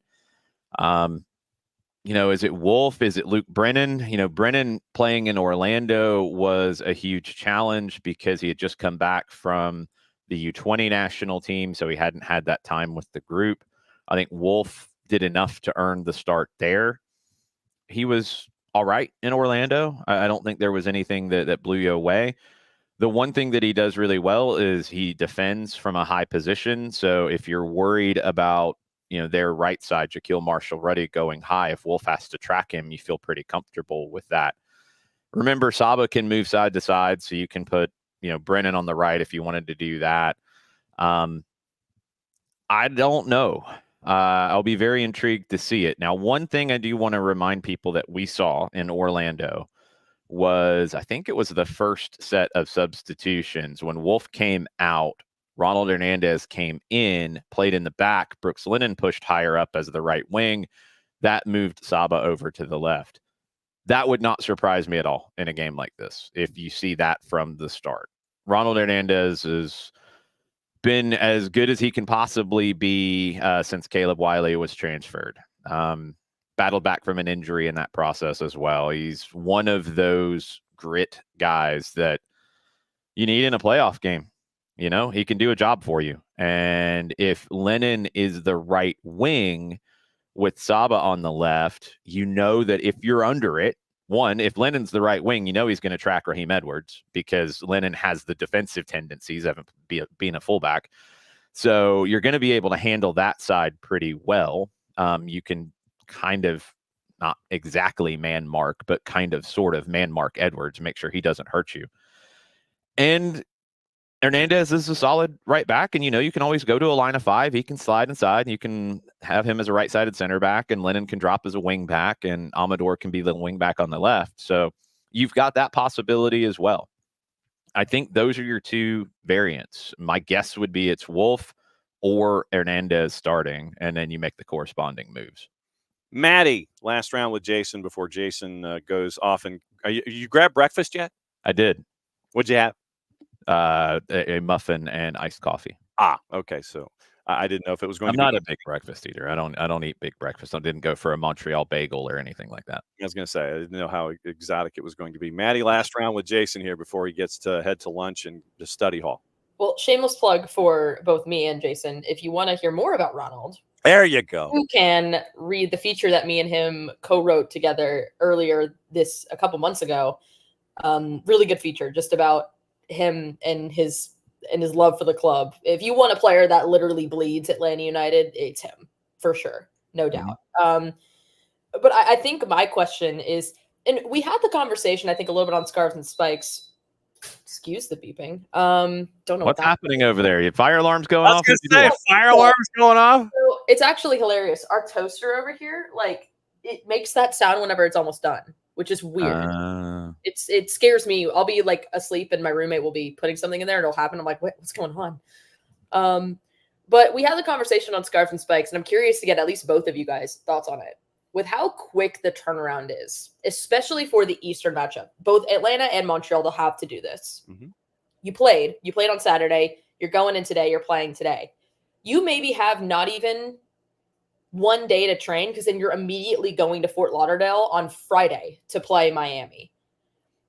Do we think there needs to be some sort of conversation about time management and about this scheduling, especially because it can start to affect players not very physically, especially when you're doing those matches like that without that quick turnaround? No, the time management is you don't want to be in the wild card game. It's flat out. I mean, There's nothing you can do. And look, do you need to have 9 teams in the postseason? I don't think so. I'm glad you do this year, but I don't think so. I'd like to see 8. Keep it simple. That would eliminate the midweek thing here. But look, that's just the nature. That's the gift and the curse here of getting in. You're going to have to turn around quick and play today. And then you're going to have to the winner's going to have to turn around and play quick on Friday. And if that means you almost punt game 1 of the best of 3 because you're probably going to have to rotate and you're probably going to have to see who's healthy enough, then you have a full week to play for game 2, which is a knockout game, and then all marbles in game 3 if you can do that. So if that's just what it is, that's what it is. Like, you shouldn't get an advantage by being in a wild card game. And if this is the way that you're, air quotes, punished for it, then that is what it is. You want to get Miami, and in this case, playing first to kick off the playoffs. I get it. And I feel like we do this thing in American soccer where it's like there's one side of people's mouths yelling about Miami getting all of the attention and why are we doing this to have Miami start the playoffs? So why? And then there's the other side of the mouth that is yelling, well, why aren't we highlighting Miami enough and Lionel Messi? Why aren't we taking advantage of this? I don't know. American soccer just punches itself in either side of the face so often with the way we talk about the game. And it's absolutely frustrating because there are so many good things going on right now. And this is the kind of year, and this is the kind of season, this is the time of year that this is why American soccer, Canadian soccer as well, is special. What we saw on Saturday, yeah, you can flip it and make decision day matter about not getting relegated, but you saw the exact same kind of drama. Go tell Atlanta United, go tell those players, go tell that coaching staff that, finishing 9th doesn't mean as much as finishing 17th to avoid getting relegated. Yeah. Get out. Shut up. Stop. Like, it meant everything to that group. And don't tell them they can't celebrate either, because then you'll get me tweeting, and you don't want that. Look, there's a lot of emotion in this game. There's a lot of wonderful things in this game, in this league, and all the things that we deal with. This is the time of year that makes it special. These are the kind of moments that make it special. This is a knockout game to continue your season. This is a game where players' lives will change after it. Guys whose season ends might be their last game for the club. It might be, in this case, last game for their coaching staff with the club. Like, there's a lot of different situations here when tonight ends for either team. You start the next season immediately, and there's going to be a lot of turnover. I think on both sides, probably a little bit more staring at you in the face on the Atlanta side, just because of the nature of where the roster is right now going into next season.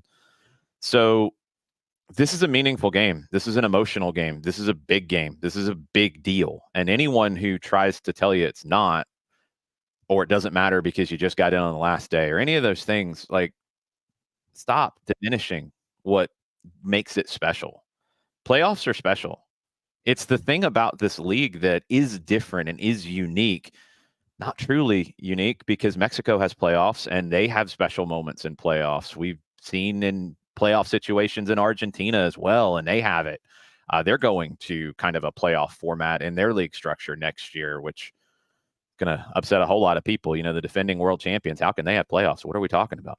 It's a really cool moment. And yeah, it's hard because you got home at about midnight on Saturday and then had to regen on Sunday, do a training session on Monday that you can't go too hard, and then you have to travel and go play again. And then you're going to have to do the exact same thing again if you win and go to Fort Lauderdale on Friday. So it's hard.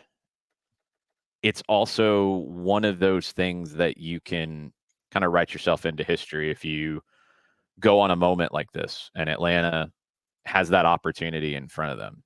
You're basically to the point where you keep winning, you keep getting results, you get to keep playing. You don't, it's time to go home. And this club's going to look a lot different next year.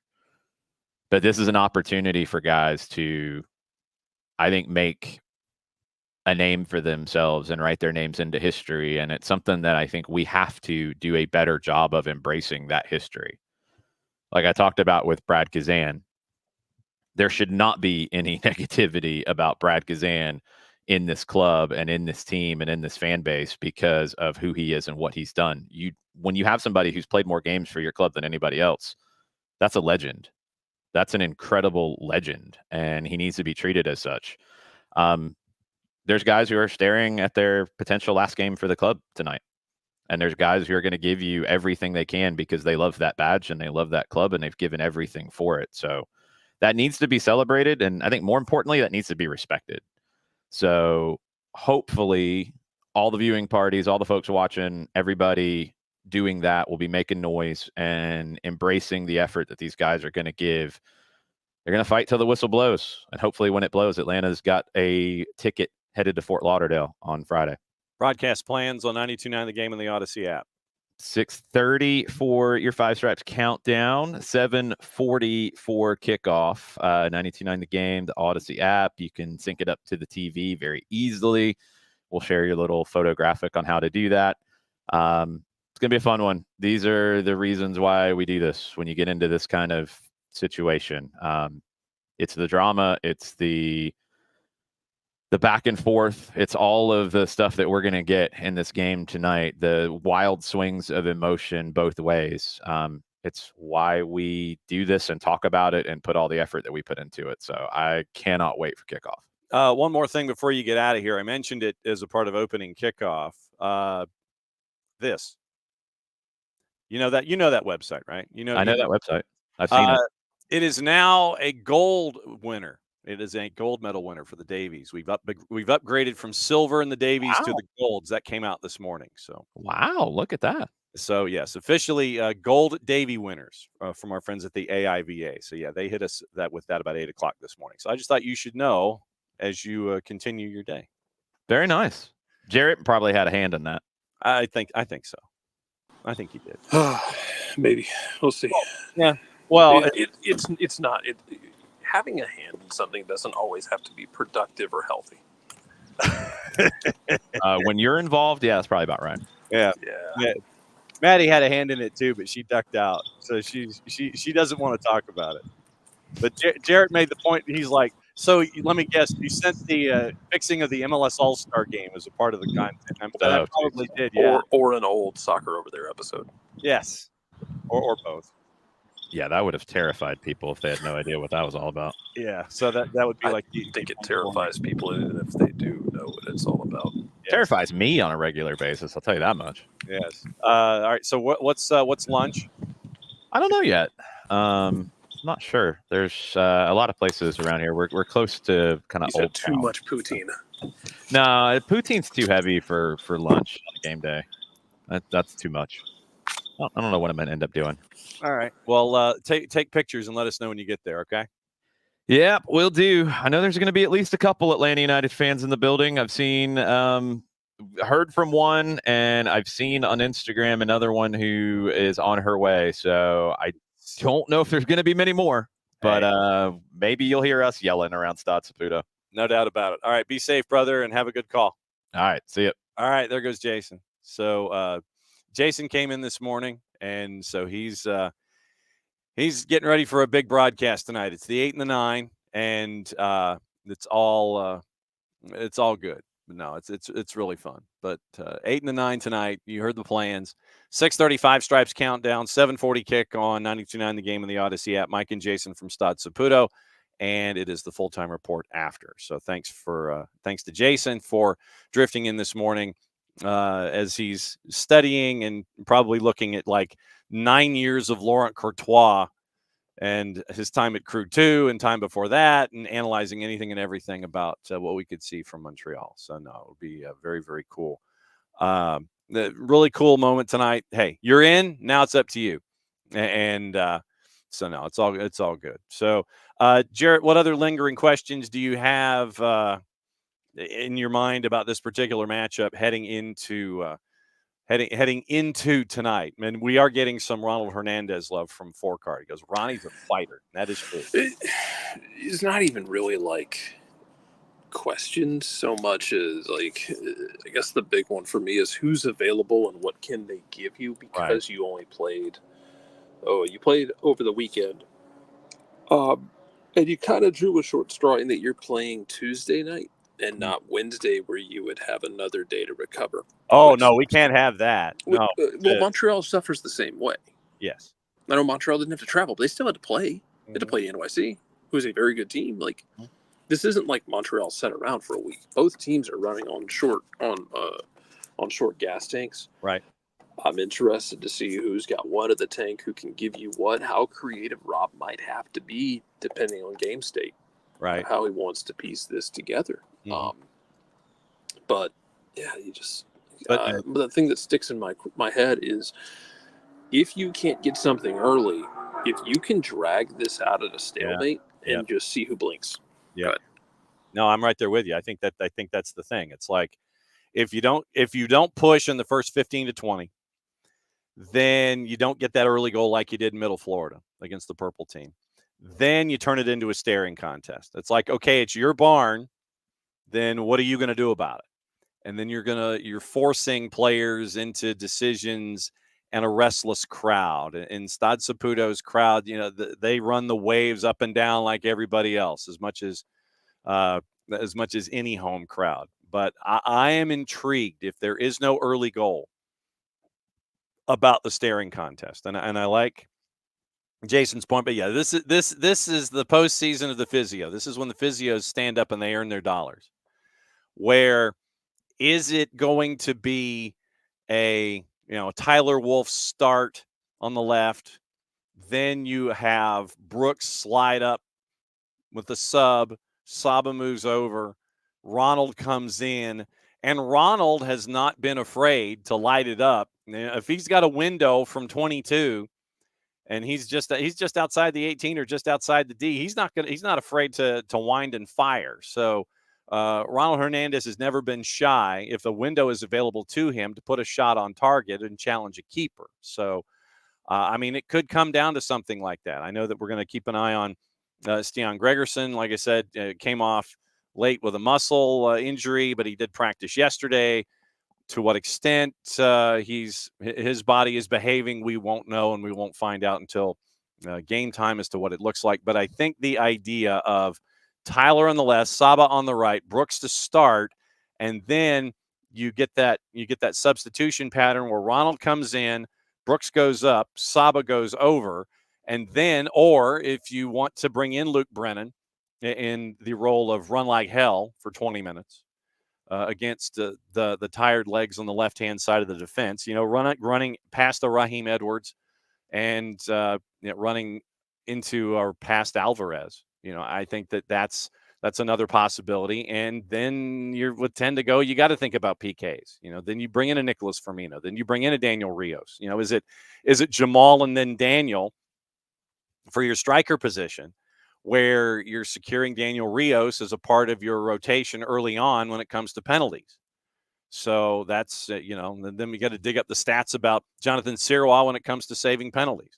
So all of these things coming into play tonight as you're staring at Atlanta United and CF Montreal.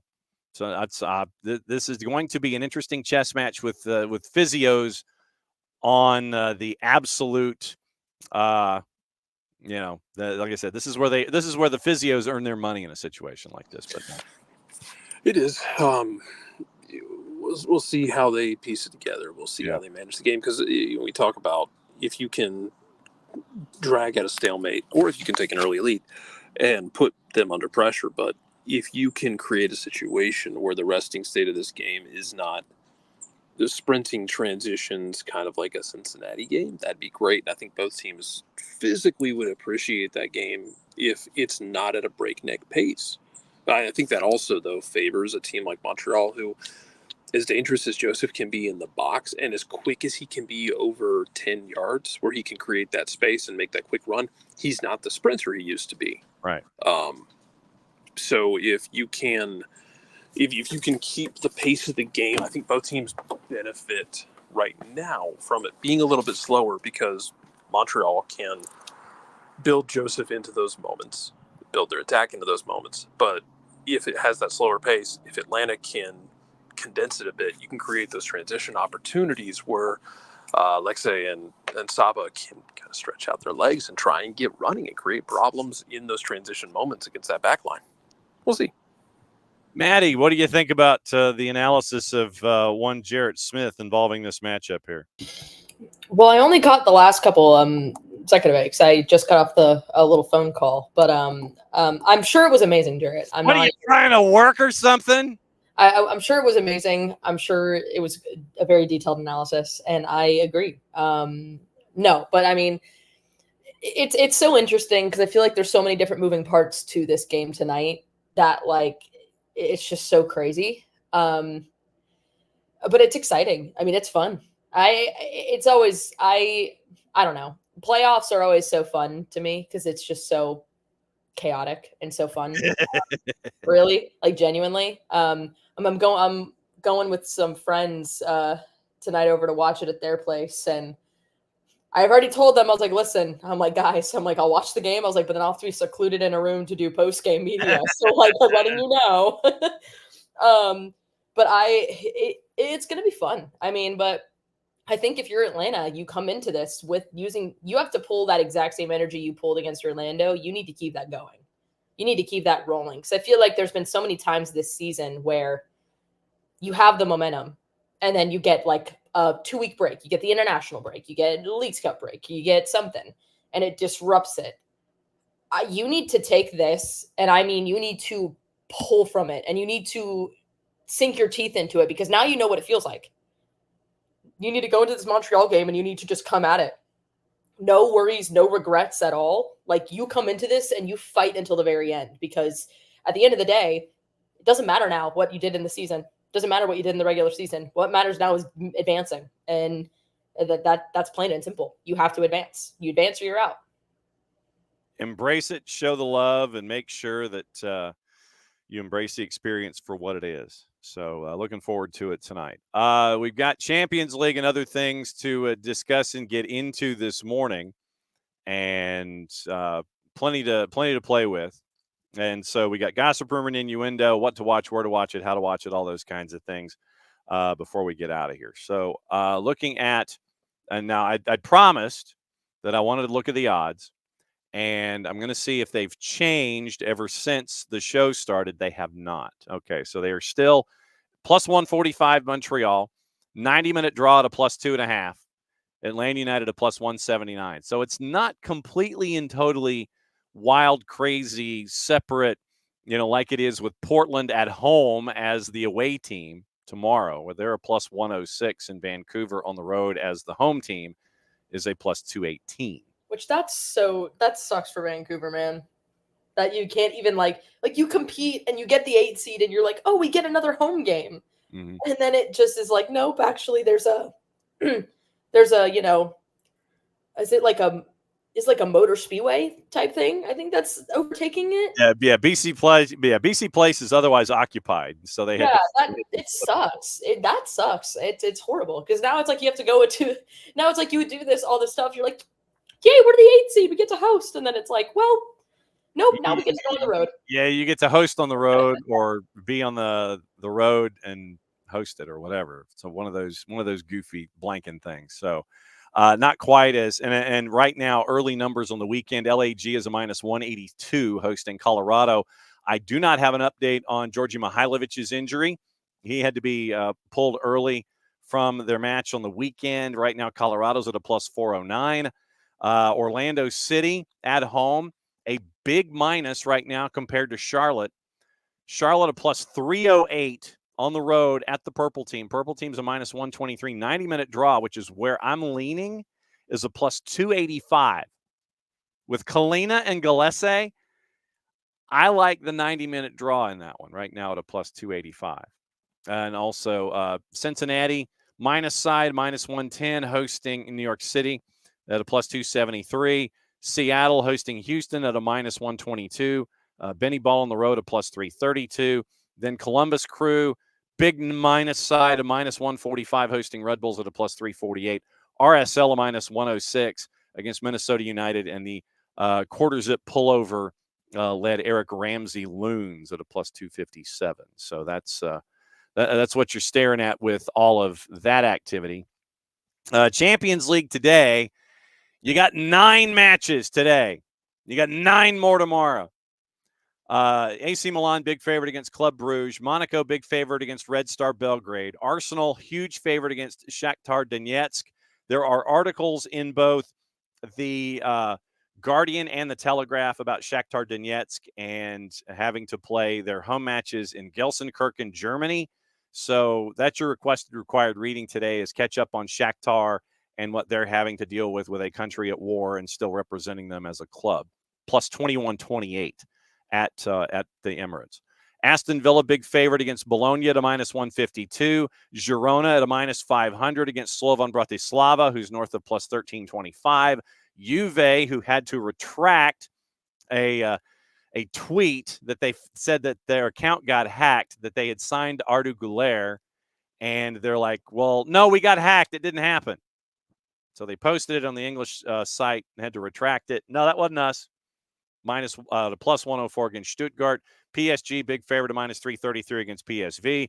Real Madrid, a minus 192 against Dortmund at a plus 486. Sturm Graz against Sporting. We can talk to our buddy Nino Torres about that on Thursday. Sporting on the road, a minus 263. The 2 matches at 12:45 are the Milan match against Club Brugge and Monaco and Red Star. Everybody else is at 3 o'clock. So,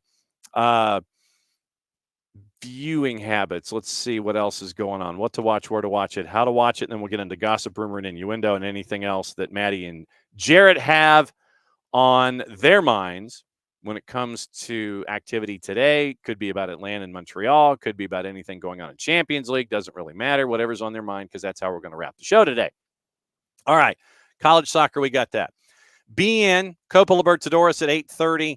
Atletico Mineiro and River Plate, BN being an Espanyol. We mentioned how apparently the Saudis might be buying BN from the Qataris. Keep an ear out for that. If you don't have the BNs or any of the BN and Espanyol, which will be simulcasting, you can get that. Teise, Nuestra Tele, For the Fans, CDO, Liga 1 Max, Liga 1 Max Pro at fanatisfntz.co/soccer down here. And you can get all of that stuff and be a true degenerate. Jason got me hooked. I blame him. CBS Sports Network, Champions League, Aston Villa Bologna is at 3. The U17 Women's World Cup is at 4 and 7 on FS2. The U.S. is playing South Korea at 4. Nigeria, Dominican Republic is at 7. We mentioned being an Espanyol simulcasting Copa Libertadores. Fox Deportes, Chilean Premier Division at 9:15. Telemundo has Liga MX, Chivas and Necaxa at 9. Universo simulcasting that, and the U17 Women's World Cup match with Colombia and Spain at 4. Remember, the match tonight is on the free side of Apple TV. It is not on Season Pass. It is on the free side tonight. Fox Soccer Plus, Colombia, Spain, Ecuador, New Zealand at 7. Paramount Plus has the AFC Champions League Elite. 4 of the 6 matches have already happened. They have 2 more at noon. Al Kharafa and Al Wasl and Estigal and Al Nasser. And Paramount Plus has all of the matchups in Champions League. English Championship, QPR in Coventry City. John Nason will be watching that one. That's at 3 o'clock. English League One, Wrexham. You get your Wrexham fix at 2:45 as Wrexham is taking on Huddersfield Town. Jarrett's already out. He's tired of hearing me talk about all this stuff. So at 2:45, it is Wrexham and Huddersfield Town. Maddie, how will you be spending your day leading up to what's going on involving Atlanta United and CF Montreal? Well, I'm going to the gym. Okay. Gotta get the workout in. Sure. Doing that, then I'm doing some interviews later on today for Panther Prowl for Georgia State. So make sure y'all keep an ear out for that. That should probably go out, I want to say tomorrow, because the men play tomorrow. They're on the road to play West Virginia. So keep an eye out. Okay. So keep an eye out for those. Going to be a lot of fun. And then after that, it's going to be editing that, figuring out some moving pieces, try not to, have an anxiety attack because of the nerves, and then watch Atlanta United. I mean, listen, I always get so anxious. Any game, I mean, seriously, I get so anxious. And this one in particular, I'm like, oh God, like I'm just, it's just stressful. It's stressful. It's stressful. It's supposed to be. It's a fun stressful, John. It's like a fun, like nervous, excited. Like that's what it is. Because it's just fun. It's fun. well, we got to enjoy it. It'll be a fun night. That's for sure. Yes, it will be a fun night. That is for sure. All right, go get your stuff done. And once again, requested reading is the Ronald Hernandez piece going into tonight. Oh, what about Sophia and her first piece on? Yes. Sorry, I got really loud. But yes, you all need to listen to it. Sophia Cupertino, who is our photographer, digital marketing head, everything social. She wears everything. She's multiple hats here with SDH. She did her first article, her first feature with us on Efrain Morales, and it's really good. It talks about his time in Atlanta United, just his journey through the academy to now being with the first team. It's a really, really good read. So if you have some time today, read both the Ronald Hernandez piece and the Efrain piece, and go support Sophia because she's awesome and she deserves it because it's a really, really good piece. Yes. So go support Sophia, read the piece, and all that other kind of stuff. And I assume you're going to catch up with Sophia before the rest of us. So spread the word about the Davey Award to Sophia, if you would, please, ma'am. Oh, I will. And go to the gym and work out some of your early anxiety. Obviously, you know that tomorrow in the 9:15 segment, Tyler's going to be here. So we'll have whatever we're talking about. We'll start obviously early on. So come on back tomorrow, because then we have the Sadie Hawkins Scarves and Spikes bit where they come and visit us. So Tyler's going to visit at 9:15. So come back tomorrow morning. Will do. All right. See you in a bit. All right. See ya. There goes Maddie. And so, all right. So let's get through the rest of the news of the day, gossip, rumor, and innuendo, and what else we missed. All right. Bayern Munich and Marseille joined PSG in the race to sign Marcus Rashford. United prepared to entertain loan offers in January for Antony. Totti says he might return to playing after being contacted by Serie A clubs at the age of 48. Sure. Arsenal, Villa, Newcastle interested in Red Bull Salzburg's attacking midfielder Oscar Gluck. Leverkusen preparing for manager Xabi Alonso's departure next summer, with him interested, with Real Madrid and Manchester City interested in him if Pep Guardiola leaves. Joshua Zirkzee could leave on loan in January. Juve is interested. Everton preparing a £17 million bid for Besiktas 19-year-old forward Semi Kilishoy. Arsenal exploring ways of increasing the capacity of the Emirates. ASAP Rocky. I don't know if you heard about this. This was going to be opening kickoff, but then there were a couple of other things that popped in. ASAP Rocky is part of an investment group with Joe Tacopina interested in buying a controlling stake in League Two Tranmere Rovers for $15 million. I think that would be 80% of the club. And that is from the 3-letter paper, so keep an eye out on that. Manchester United, Chelsea interested in Barca defender Ronald Araujo. You go from MLS to Barca to possibly Manchester United and Chelsea. Arsenal plotting a move for Brian Mbeumo after his impressive start to the year. Julian Lopetegui is not in imminent danger of being sacked at West Ham despite their poor start. Arsenal and Chelsea are monitoring at Dusan Vlahovic at Juve. Really quickly, let's get into required reading and see what else is on the board. Oliver Glasner, according to Guardian, is facing a make-or-break 4 matches to save his job. And according to the Guardian, Paul McInnes, FIFA is accused again over human rights risks in Saudi Arabia's 2034 World Cup bid. Building and Woodworkers International, a trade union that's worked with FIFA on governance reforms and previously signed a memorandum of understanding with the governing body, says it's been ignored in attempts to discuss the exploitation of foreign workers in Saudi Arabia. In June, the BWI submitted a complaint to the International Labor Organization claiming an epidemic of abuses, in quotation marks, against migrant workers in the Gulf Kingdom. Among the examples cited, the case of thousands of Filipino workers said to be waiting for financial remedy from the Saudi state after they were denied wages, often over periods of years, by their former employers. The BWI says numerous subsequent requests to FIFA to engage in dialogue about these abuses, in quotation marks, and to set stringent conditions for hosting, end quote, have not been taken up. Ambet Yusun, BWI General Secretary, sat on FIFA's Human Rights Advisory Board until it was dissolved in 2020, accused FIFA of conducting a bidding process, quote, without any robust assessment, end quote.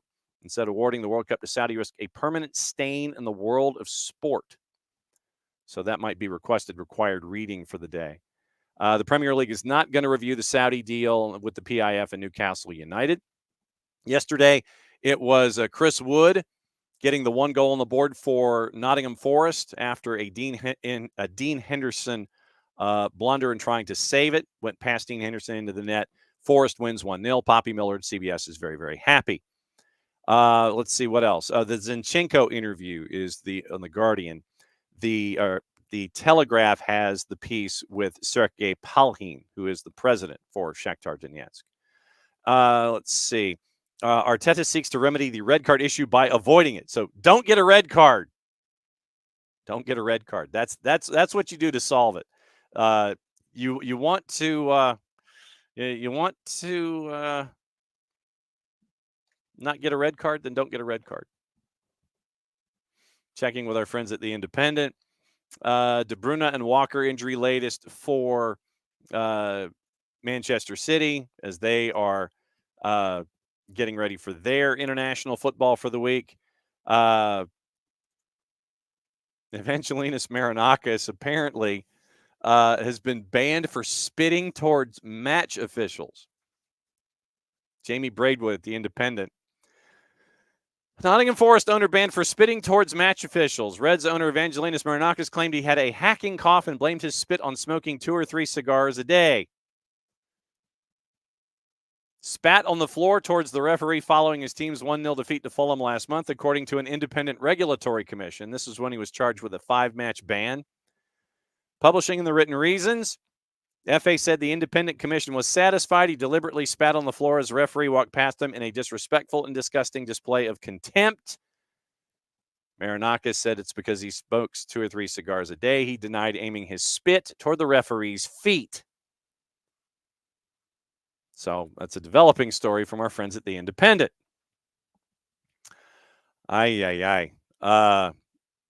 Let's see. And then Miguel Delaney. And we had the story with Who's He What's It's, Arda Güler, and the hacked Juve account.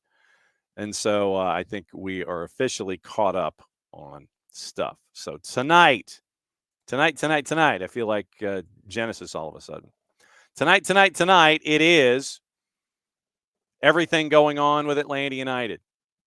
92.9 The Game, the Odyssey app, the free side of Apple TV. 6:30 on the audio side, Five Stripes Countdown. 7:40 kick, Mike and Jason live from Stade Saputo. Post-game show after on 92.9 The Game and the Odyssey app. Obviously, we'll have the breakdown of it all tomorrow. Tyler Pilgrim, Scarves and Spikes, joining us at 9:15. So we'll talk about everything that happened there. Then if we can track down Dylan Butler and Marion Crowder at 10 and 10:30, we'll discuss everything else going on there as well. Thursday, wide open hour number 1. Nino and Nico at 10 and 10:30 for the Power Hour. Friday, we'll get you ready for the playoffs once again. We'll see if we can track down some folks to get some previews in for the weekend and activity in Major League Soccer. 9:30, we'll catch up with our friends, hopefully from Beyond Goals Mentoring. Might be Michael Parker, so we can talk about Rhode Island FC in the playoffs in USL Championship. Don't know the where. We just know that they're in. Plus anything else going on, getting ready for a big weekend across the board. But Champions League today, Champions League tomorrow. We'll go over a little bit of that. But once again, your requested required reading, among other things, are the 2 stories involving Shakhtar Donetsk and their activity in Champions League while their country is at war. So, morning KFC, morning Wiley, and motocross rules. I remember you remember the old, before we get out of here, you remember the old Super Bowl of motocross, and this is for locals only, at the Atlanta Fulton County Stadium that had the goalpost jump, and that was the way that you had the goalpost jump, and that was what the winner would do to signify the end of the race. You go through the goalposts from the football configuration. I remember, other than Jim Pomeroy winning the Super Bowl of motocross, I remember a local Atlanta sports anchor, Steve Summers, who would go from here. He would go to New York, and he'd be a part of WFAN forever. I think he just recently retired. Steve Summers was in the mid-'70s, one of those sports anchors that basically looked at motocross and was like, nah, I could do that. I could do the goalpost jump, whatever. He'd never been on a motorcycle before, I don't think. And this is obviously close to 45, 50 years ago. So Summers says, yeah, I could do the goalpost jump. And he worked for Channel 11 at the time, the ABC affiliate then. And so he goes as they've set up the field and the goalposts are there for the goalpost jump and everything. And Summers gets on the motorbike and falls off the back as he guns it. I remember the motocross bike that he was supposed to be sitting on going by itself up the hill and through the goalposts on its own, and Steve Summers in his helmet at the bottom of the hill watching the whole thing happen in front of it. That's what happens when you have Super Bowl and motocross ideas stuck in your head from Fulton County Stadium. Anyway, random thought to end the day. But no, once again, thanks to all of you guys for being a part of the process every single day. And we couldn't do it without you. And Wiley, to your point, pretty much over fans catching flack for applying pressure. You can apply pressure. It's not what we're saying. And that's the thing, is that differentiating between cuckoos who can bleep right off and applying pressure. Cuckoos being louder, those are the ones you've got to dial back that much more. But no, thanks to Kevsey, thanks to Wiley, thanks to David and Four Card and all of you and Katie and everybody for dropping by this morning. We'll be back at it again in a little less than 22. We'll talk about stuff and hopefully a big night for Atlanta United fans taking on CF Montreal in the 8-9. Back at it again tomorrow morning. Since it's the end of the show, I get to roll a close because we're fancy like that. Played safe, everybody. Mucha plata, y'all. We'll see you in the morning.